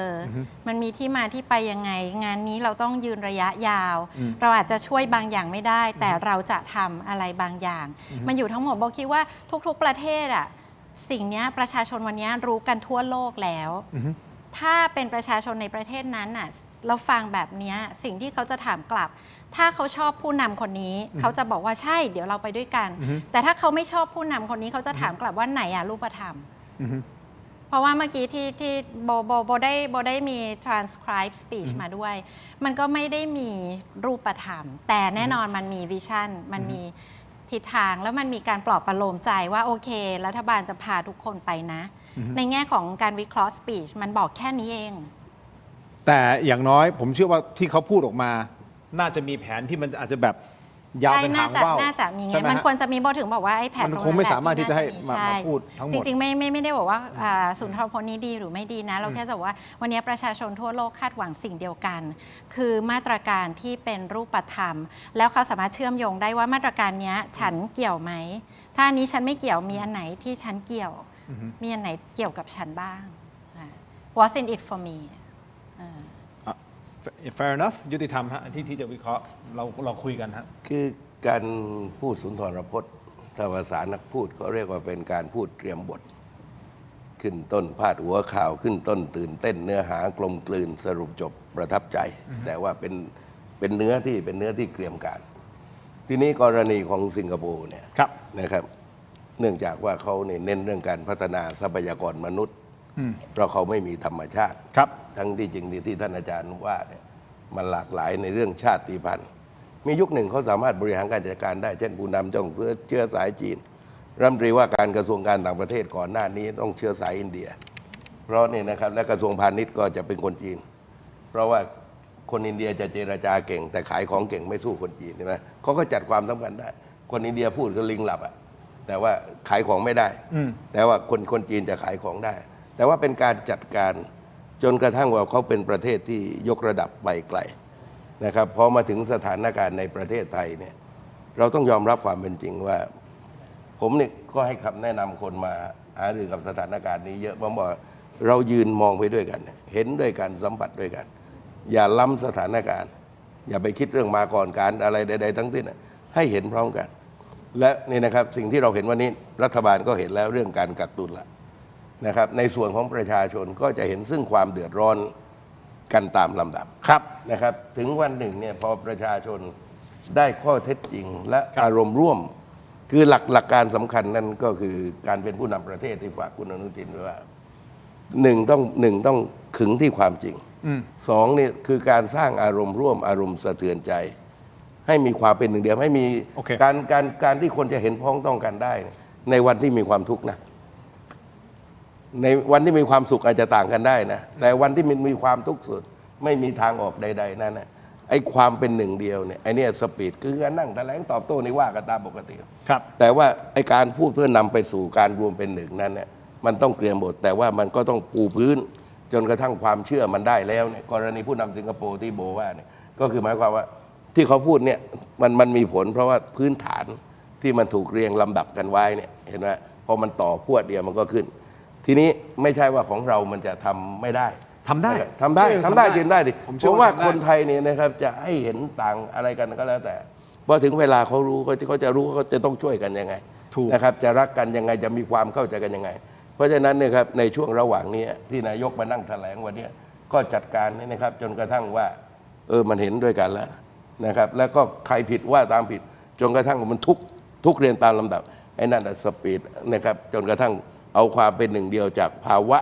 ของการเป็นผู้นำภาวะการเป็นผู้นำเนี่ยนะครับในบางเวลานี่ทำยากมากที่สุดนะครับแต่ว่าในเวลาที่มันใช่นะแล้วก็ฉายกันออกมานั่นไอ้นั่นแหละจะบังเกิดคือการที่ผู้นำผมขอเสริมนิดเดียวฮะการที่ผู้นำจะออกมาพูดแบบนี้ได้ด้วยความมั่นใจขนาดนี้แล้วก็นำพาไปได้นะคุณโบด้วยความเคารพนั่นหมายความว่าแบ็คของเขาฐานของเขาต้องแน่นจริงๆเขาถึงกล้าออกมาเป็นตัวแทนข้างหน้าเพื่อที่จะพูดอันนี้คือในมุมมองของผมอย่างเช่นผมทำรายการถกไม่เถียงเนี่ยถ้าผมไม่มีน้องๆแบ็คที่ดีเราอยู่ข้างหน้ามันว้าเหวเหมือนกันนะแต่ถ้าแบ็คดีข้อมูลแน่นน้องทำกันบ้านมาเฮ้ยแบบพี่ไม่ต้องกลัวเราซัพพอร์ตกันเต็มที่ปึ้งออกมาเช่นเดียวกันรัฐมนตรีต่างประเทศท่านศรีศักดิ์ ผมเชื่อว่าทำงานเต็มที่ท่านเอกนิติใช่ไหมฮะท่านสุปจีนะท่านรัฐมนตรีท่านใหม่ท่านเอกนะผมเชื่อทุกคนพร้อมลุยหมดแหละคุณโบถูกต้องไหมเพียงแต่ถ้าพร้อมลุยกันแล้วเนี่ยมันต้องเป็นแพ็คกันเพื่อที่จะดันให้นายกออกมาเป็นตัวแทนคือพูดเพื่อสร้างความเชื่อมั่นให้กับประเทศแต่ภาพนี้เลยยังไม่เห็นเราเห็นว่าเฮ้ยน้ำมันผ่านมาจากอิหร่านได้ผมต้องยกความดีความชอบให้ท่านศรีศักดิ์อย่างมากในการที่จะไปเจรจากับอิหร่านเพื่อที่จะให้เรือมันผ่านเรือไทยผ่านช่องฮอร์มูซได้อะผมว่าตรงนี้เลยเรามองข้ามไม่ได้มันเหมือนง่ายเนาะเหมือนง่ายนะเฮ้ยเรือผ่านมาแล้วเย้แต่คุณรู้ไหมว่าต้องผ่านกระบวนการในการใช้ทางการทูตใช้คอนเน็กชันใช้ทักษะลีลาในการเจรจายังไงแถมต้องทำในขณะที่ต้องระวังด้วยนี่ถูกต้องบาลานซ์ใช่ไหมฮะเนี่ยผมถึงบอกว่าไอ้แบบเนี้ยถ้าทีมแต่ละท่านมันรวมเป็นแพ็คแล้วก็ส่งท่านนายกขึ้นมาแล้วพูดคือไอ้ตั้งชื่อหน่วยงานที่โบไล่ชื่อมานั้นนะคือความจริงหน่วยงานนั้นนี่ตั้งชื่อนี่โคตรเชยเลยนะ แล้วก็แล้วชื่อเนี่ยคุณอนุทินนายกยังจำไม่ได้เลยเพราะมันชื่อมันเชยสบอะไรมีคำไอ้สบสมมติตั้งชื่อง่ายๆทีมไทยเอามีภารกิจอะไรแล้วคุณก็แล้วไปใส่ภารกิจเอาใช่ไหมว่ามีหน้าที่อะไรแต่ไม่ใช่ตั้งชื่อเนี่ยนะครับโอ้ใครตั้งอ่ะพี่โบรู้เปล่าโบไม่รู้โบเพิ่งเข้ามา3 วันไหมแล้วคณะกรรมการแต่ละชื่อนี่เฉยๆทั้งนั้นก็ไม่รู้คุณผู้ชมคิดเห็นยังไงล่ะครับเรื่องของชื่อจึงอย่าไปสงสัยเรื่อง GPS ยังยากแต่นี้เป็นประเด็นที่ดีนะเรื่องชื่อนั้นสำคัญที่ไหนถูกต้องเอาภารกิจสำคัญคือภารกิจสื่อให้เห็นว่าทำอะไรแล้วมันเป็นการรีมายคนที่อยู่ในทีมด้วยว่าทำอะไรอยู่ได้คุณเดี๋ยวก่อนนะคุณโบบอกคุณโบเพิ่งเข้ามาใช่คุณโบเพิ่งเข้ามาเนาะเอางี้เอาถามตรงๆคุณโบเข้ามาตรงนี้ได้ไงเอางี้สงสัยเข้ามาได้ยังไงก็ช่วงประมาณ2 สัปดาห์ที่ผ่านมาโบก็ทำคลิป YouTube ของโบอะค่ะก็สื่อสารเรื่องนี้คือปกติเวลามีเรื่องอะไรถ้าโบสนใจเป็นพิเศษโบจะสื่อสารต่อเนื่องหลายวันแล้วมันก็คงมีคนรู้สึกว่าพูดจาเข้าใจง่าย ไม่รู้คิดผิดหรือเปล่า แล้วก็ถูก approach ด้วยเหตุผลแบบนี้เราก็ไม่ได้คิดหน้าคิดหลังอะไรเลยนะก็คิดว่าโอเคเราเชื่อว่าเราย่อยข้อมูลได้ full stop จบวันรุ่งขึ้นก็ไปร่วมประชุมมีความสนิทสนมส่วนตัวอะไรกับใครยังไงไหมครับก็ตามที่เห็นเลยค่ะว่ารายการที่โบจัดก็มีแขกรับเชิญเป็นสมาชิกพรรคภูมิใจไทยหลายคนโบเคยเป็นกรรมาธิการในสัดส่วนของพรรคภูมิใจไทยมาหลายคณะ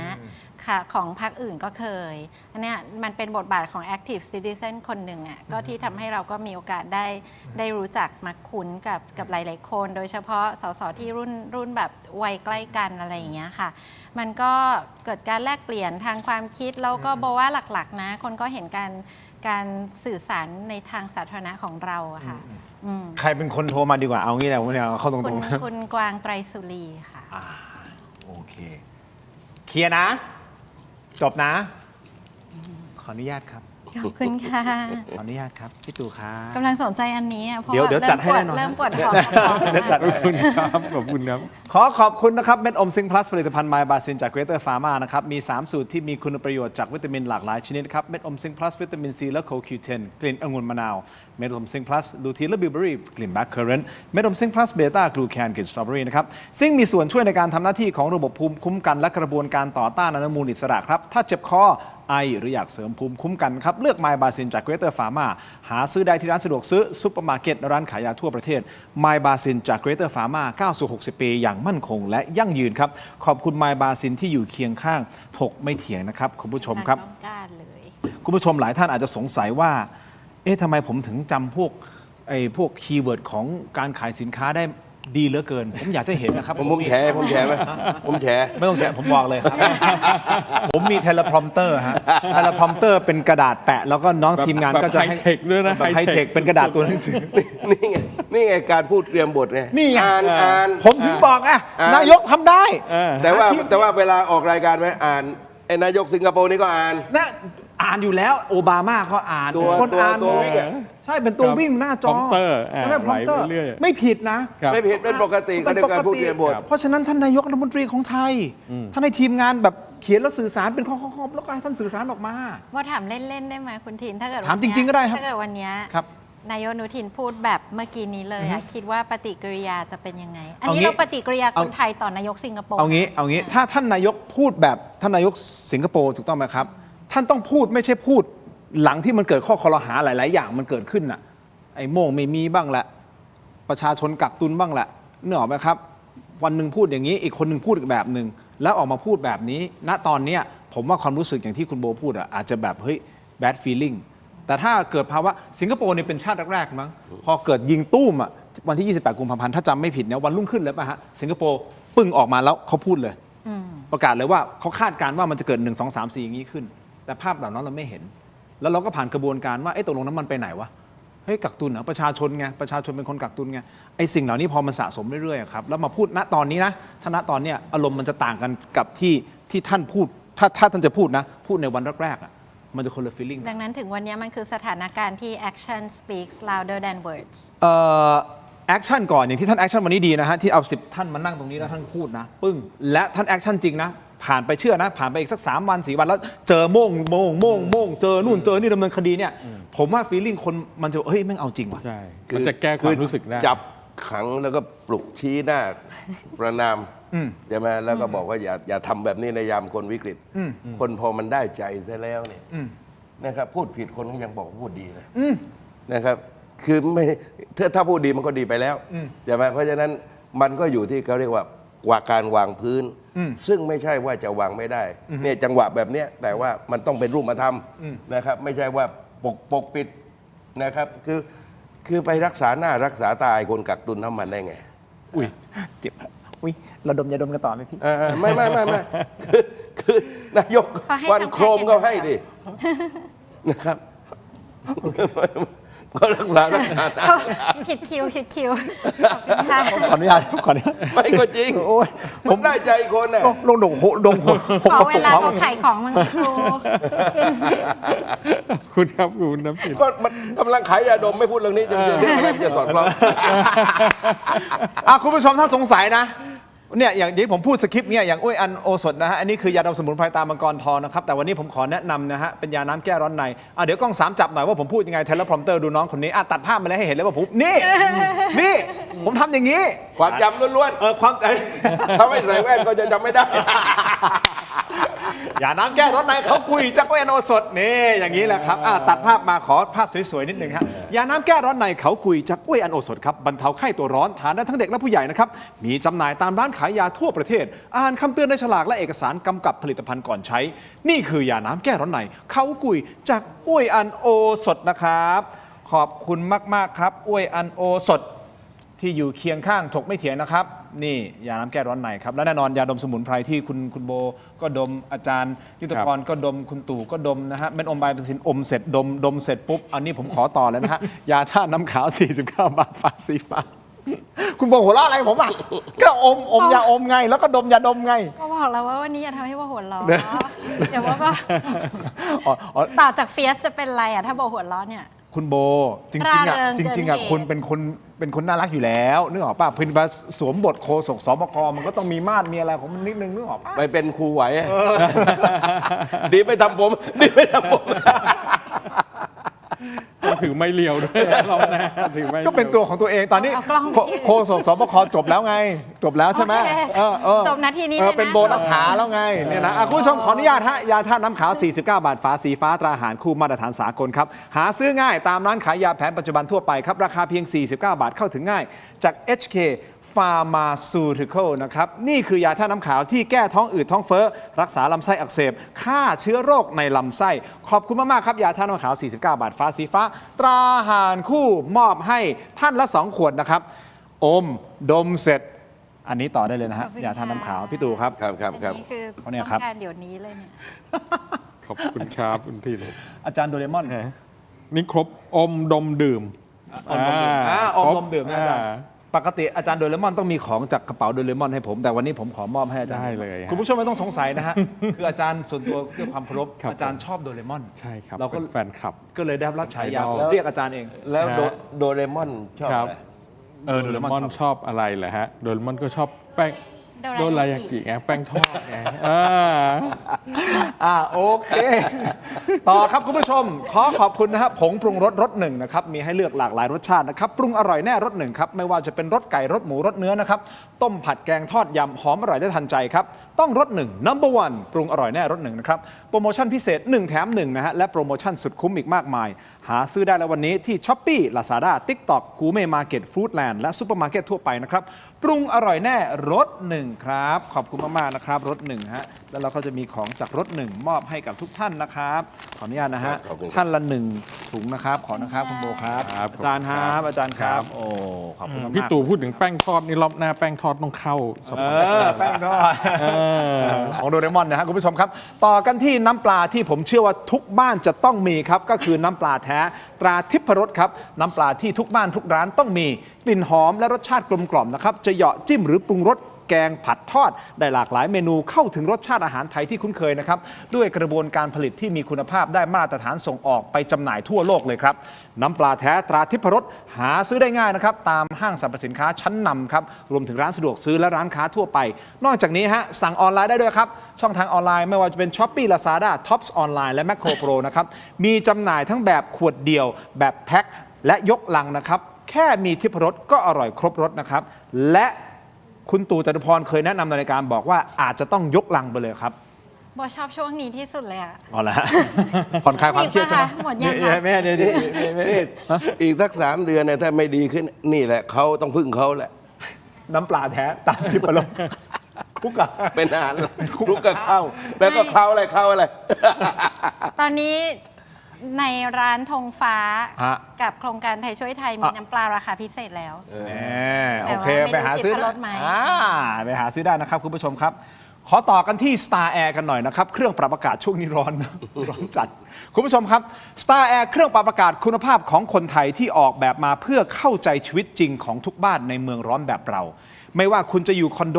บ้านเดียว หรือพื้นที่เชิงพาณิชย์นะครับ Star Air มีให้เลือกครบทุกแบบ ตอบโจทย์ทุกไลฟ์สไตล์ดีไซน์ทันสมัยเย็นเร็ว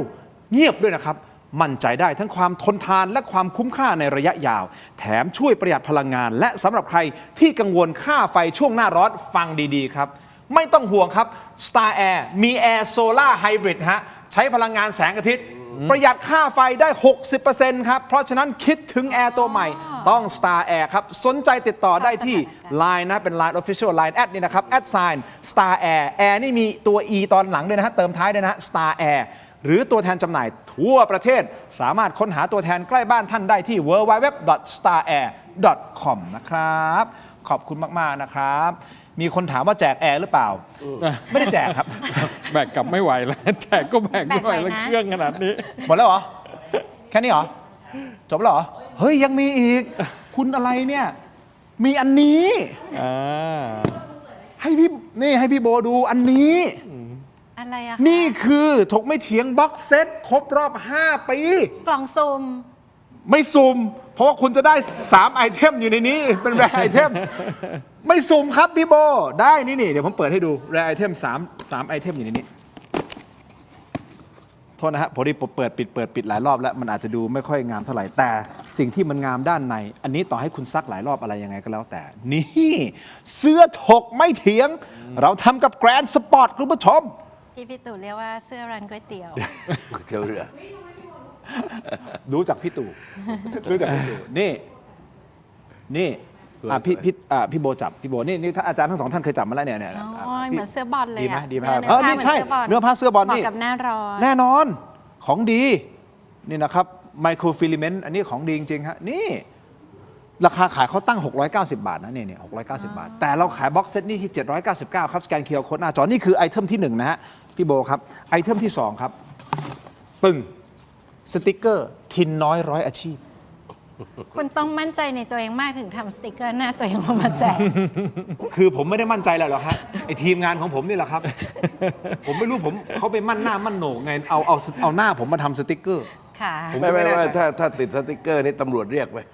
ทันทีเลยฮะ ใช่จริงถ้าตำรวจเรียกนี่ขอได้เลยฮะให้ขังเดี่ยวนะฮะไม่ขังรวมพี่ตู่เราไปติดหน่อยไหมนี่ฮะทินน้อยร้อยอาชีพเป็นสติกเกอร์รายเทอมแต่อันนี้ก็พีคเหมือนกันฮะอันนี้นะอันนี้เข้าท่าที่สุด อันนี้เข้าท่าครับนี่ฮะอันนี้ฮะนี่คือยาดม ยาดมที่ดมแล้วเถียงต่อได้ครับพี่โบยาดมสมุนไพรตาก่อนท้องพี่หัวร้อนทำไมอ่ะนี่โอ้ยอ่านอสดอยู่ในนี้จริงๆนี่เห็นไหมเราแถมด้วยนะ แต่มันเป็นเคสใส่ยาดมนี่โลโก้ถกไม่เถียงด้านบนตรงนี้เห็นไหมนี่ยกระดับเท่ากับโทรศัพท์มือถือละยกระดับนี่ยาดมสมุนไพรตามังกรทองนะฮะอีดิชั่นถกไม่เถียงดมแล้วเถียงต่อได้ทั้งหมดนี้จะเป็นของท่านในราคาตอนที่799คุณทินยกอันนี้ขึ้นมาพี่ตู่บอกว่าเข้าท่าแปลว่าพี่ตู่คิดว่าอันอื่นนะพี่ตู่เข้าท่าหมดนะเข้าท่าหมดนะช่วยผมขายของนิดนึงแต่ว่าไอเดียนี้ดีมากนะอันนี้เวิร์กนะเขาเรียกว่าเคสยาดมเคสยาดมมีคล้องได้ด้วยใช่ไหมใช่คล้องได้ด้วยอาจารย์คล้องได้ด้วยคล้องได้ด้วยนี่เพราะว่ากลัวยาดมหายเนี่ยของดีนะครับขอบคุณมากๆครับ799 บาทสแกน QR Code นะครับและที่สำคัญคุณผู้ชมครับรายได้หลังหักค่าใช้จ่ายบางส่วนอะไรเรียบร้อยแล้วเนี่ยเราจะนำไปมอบให้กับมูลนิธิบ้านพระพรด้วยนะครับนี่คือ Limited Edition Box Set ครับสินค้ามีจำนวนจำกัดนะครับสินค้านำเข้ารอคุณนำออกนะครับสแกน QR Code หน้าจอตอนนี้ครับ799 บาทครับมันจะต้องเป็นลอยกลางทะเลสักกี่วันนะอันนั้นนำเข้าน้ำมันพี่อันนั้นคนละนำเข้าคุณผู้ชมสั้นๆนิดเดียวนะฮะคุณผู้ชมครับเดี๋ยวจะหาว่าเราแบบสนุกสนานในภาวะวิกฤตคืออยากจะให้ผ่อนคลายความเครียดบ้างไอตอนซีเรียสเราก็ซีเรียสนะใช่ไหมไอตอนเราผ่อนคลายก็ผ่อนคลายนะครับเพื่อลดความตื่นตระหนกและสร้างความเข้าใจที่ถูกต้องสั้นๆเอาข้อมูลจากฝั่งรัฐบาลมาเล่าให้ฟังนะครับปิดท้ายคุณผู้ชมครับเมื่อวานนี้นะฮะดร.เอกนิติธรรมประภาสนะครับแถลงผลประชุมคณะกรรมการศึกษาความเหมาะสมในการกำหนดต้นทุนราคาน้ำมันเชื้อเพลิงหรือว่าคตร.นัดแรกเลยนะครับซึ่งท่านแถลงไม่นานนะฮะท่านแถลงประมาณ15 นาทีเอาใจความสำคัญแล้วกันนะฮะคุณผู้ชมครับประเด็นแรกเลยก็คือตัดต้นทุนที่ไม่จำเป็นออกนี่ตัดต้นทุนที่ไม่จำเป็นออกนะครับคตร.พิจารณาข้อมูลเบื้องต้นพบว่าตัวเลขค่าการกลั่นในปัจจุบันเนี่ยมันอาจจะอยู่ในระดับที่สูงเกินไปใช่แล้วครับท่านมันสูงเกินไปครับพบว่าในสูตรราคาปัจจุบันมีการรวมค่าขนส่งและค่าประกันภัยบางส่วนที่ไม่ควรนำมาคำนวณรวมอยู่แล้วเพราะฉะนั้นสั่งให้กระทรวงพลังงานไปปรับปรุงตัวเลขและตัดส่วนนี้ออกไปซึ่งจะช่วยให้ค่าการกลั่นเนี่ยลดลงได้อีกทันทีนั่นคือประเด็นที่1สำคัญประเด็นที่2คุณผู้ชมครับคำนวณต้นทุนช่วงสงครามตามจริงก็คือ War Premium นะอาจารย์ยุทธพรแม้โรงกลั่นจะอ้างว่ามีต้นทุนเพิ่มขึ้นจากสภาวะสงครามแต่พบว่าหลายโรงกลั่นไม่ได้นำเข้าน้ำมันจากตะวันออกกลางทั้งหมดนะจึงสั่งให้ไปศึกษาต้นทุนที่แท้จริงเพื่อไปดูว่ากำไรส่วนเกินที่แท้จริงนะมันเท่าไหร่กันแน่อย่ามาฉวยโอกาสความหมายผมอันนี้ผมเติมเองนะอย่ามาฉวยโอกาสประเด็นที่3ครับการหาค่ากำไรลาภลอย Windfall คุณประเสริฐสินสุขประเสริฐปลัดกระทรวงพลังงานชี้แจงว่าตัวเลขส่วนต่างราคาที่เห็นเนี่ย 13-14 บาทหรือ7 บาทนั้นน่ะไม่ใช่กำไรสุทธิทั้งหมดของโรงกลั่นนะครับเนื่องจากในสภาวะสงครามโรงกลั่นมีต้นทุนแฝงที่มันเพิ่มขึ้นหรือค่าพรีเมียมที่มันเพิ่มขึ้นจากความยากลำบากในการจัดหาน้ำมันยกตัวอย่างเช่นค่าระวางเรือค่าประกันภัยความเสี่ยงที่มันสูงขึ้นผิดปกติในยามสงครามซึ่งอันนี้เห็นด้วยกับท่านแต่ในช่วง5 ปีที่ผ่านมาค่าการกลั่นเฉลี่ยอยู่ประมาณ2 บาทกว่าๆเท่านั้นเองต่อลิตรนะ2 บาทกว่าๆต่อลิตรนี่คือเฉลี่ยนะเพราะฉะนั้นตอนนี้กระทรวงพลังงานต้องรอตัวเลขต้นทุนเดือนมีนาคมจากโรงกลั่นเพื่อคำนวณว่าภาวะวิกฤตที่โรงกลั่นกำลังเจออยู่และมีกำไรส่วนเกินหรือเขาเรียกว่า windfall เนี่ยจริงๆแล้วเนี่ยคุณมีกำไรส่วนเกินมากน้อยเท่าไหร่และหลังจากนั้นมาคำนวณมันเป็นไม่ได้หรือเปล่าที่จะมี windfall tax ก็คือภาษีลาภลอยรอดูต่อไปเอาเป็นว่าหลักๆประมาณนี้จากท่านเอกนิติธรรมประภาสนะครับก็ต้องอาจจะเสริมนิดนึงว่าสิ่งต่างๆเหล่านี้ค่ะก็หลังจากที่แถลงนโยบายรัฐบาลแล้วน่าจะเร็วเพราะต้องบอกว่าวิกฤตครั้งนี้ก็เกิดขึ้นในช่วงเวลาที่โชคร้ายนิดนึงเพราะว่าเป็นช่วงรอยต่อของรัฐบาลมีสุญญากาศทางการใช้อำนาจในการออกกฎหมายและการใช้งบประมาณค่ะก็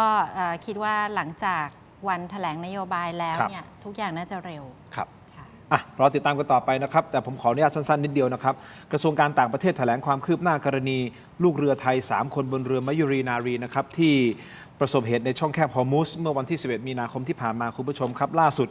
ทีมกู้ภัยได้เข้าไปตรวจสอบเรือเป็นครั้งที่2แล้วนะครับและทีมกู้ภัยไปพบชิ้นส่วนร่างกายมนุษย์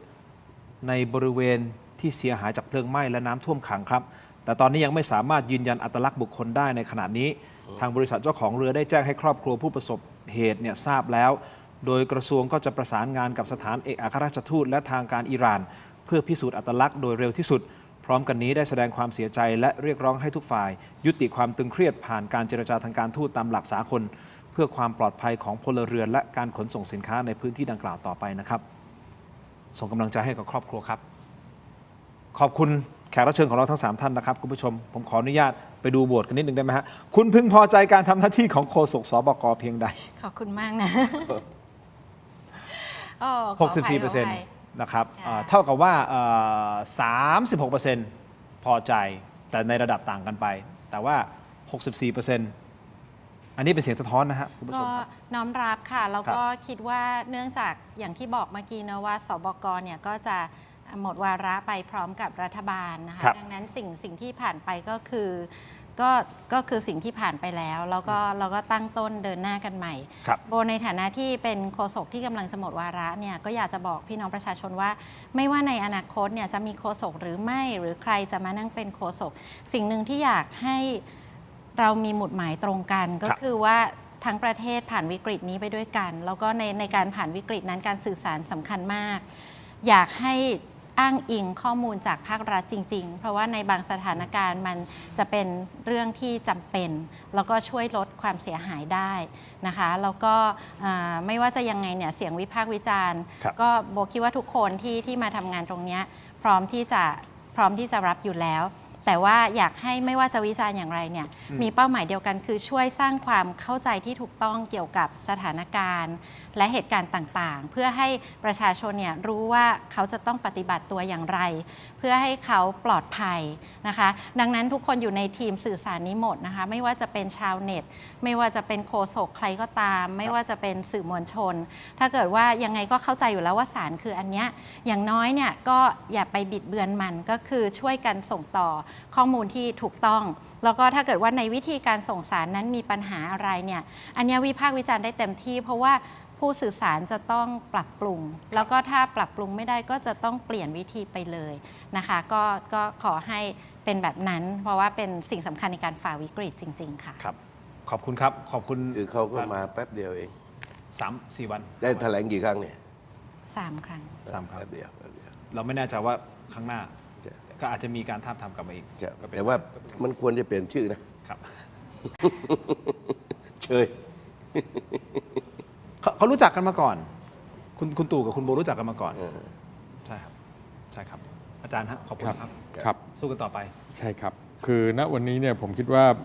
เราต้องช่วยกันนะไม่ว่าจะอยู่ในภาคส่วนไหนภาครัฐภาคเอกชนประชาชนต่างๆนะแล้วก็ไม่ว่าจะเป็นรัฐบาลใดไม่ว่าใครจะเป็นนายกใครจะเป็นรัฐมนตรีใครจะเป็นโฆษกสบกหรือศูนย์ใหม่หรืออะไรต่างๆก็ตามเราคือพี่น้องประชาชนคนไทยด้วยกันทั้งหมดที่จะต้องร่วมกันฝ่าวิกฤตครั้งนี้นะครับแต่ว่าอย่าไปตั้งชื่อศูนย์ใหม่นะมันก็หนักกว่าเดิมอันนั้นเดี๋ยวต้องไปให้ทางรัฐบาลต้องปรับแล้วฮะได้ครับวันนี้ขอบคุณอาจารย์นะครับขอบคุณครับคุณโบครับขอบคุณมากครับขอบคุณคุณผู้ชมทุกท่านด้วยนะครับทั้งหมดนี้คือโทรไปเถียงลาไปก่อนครับสวัสดีครับ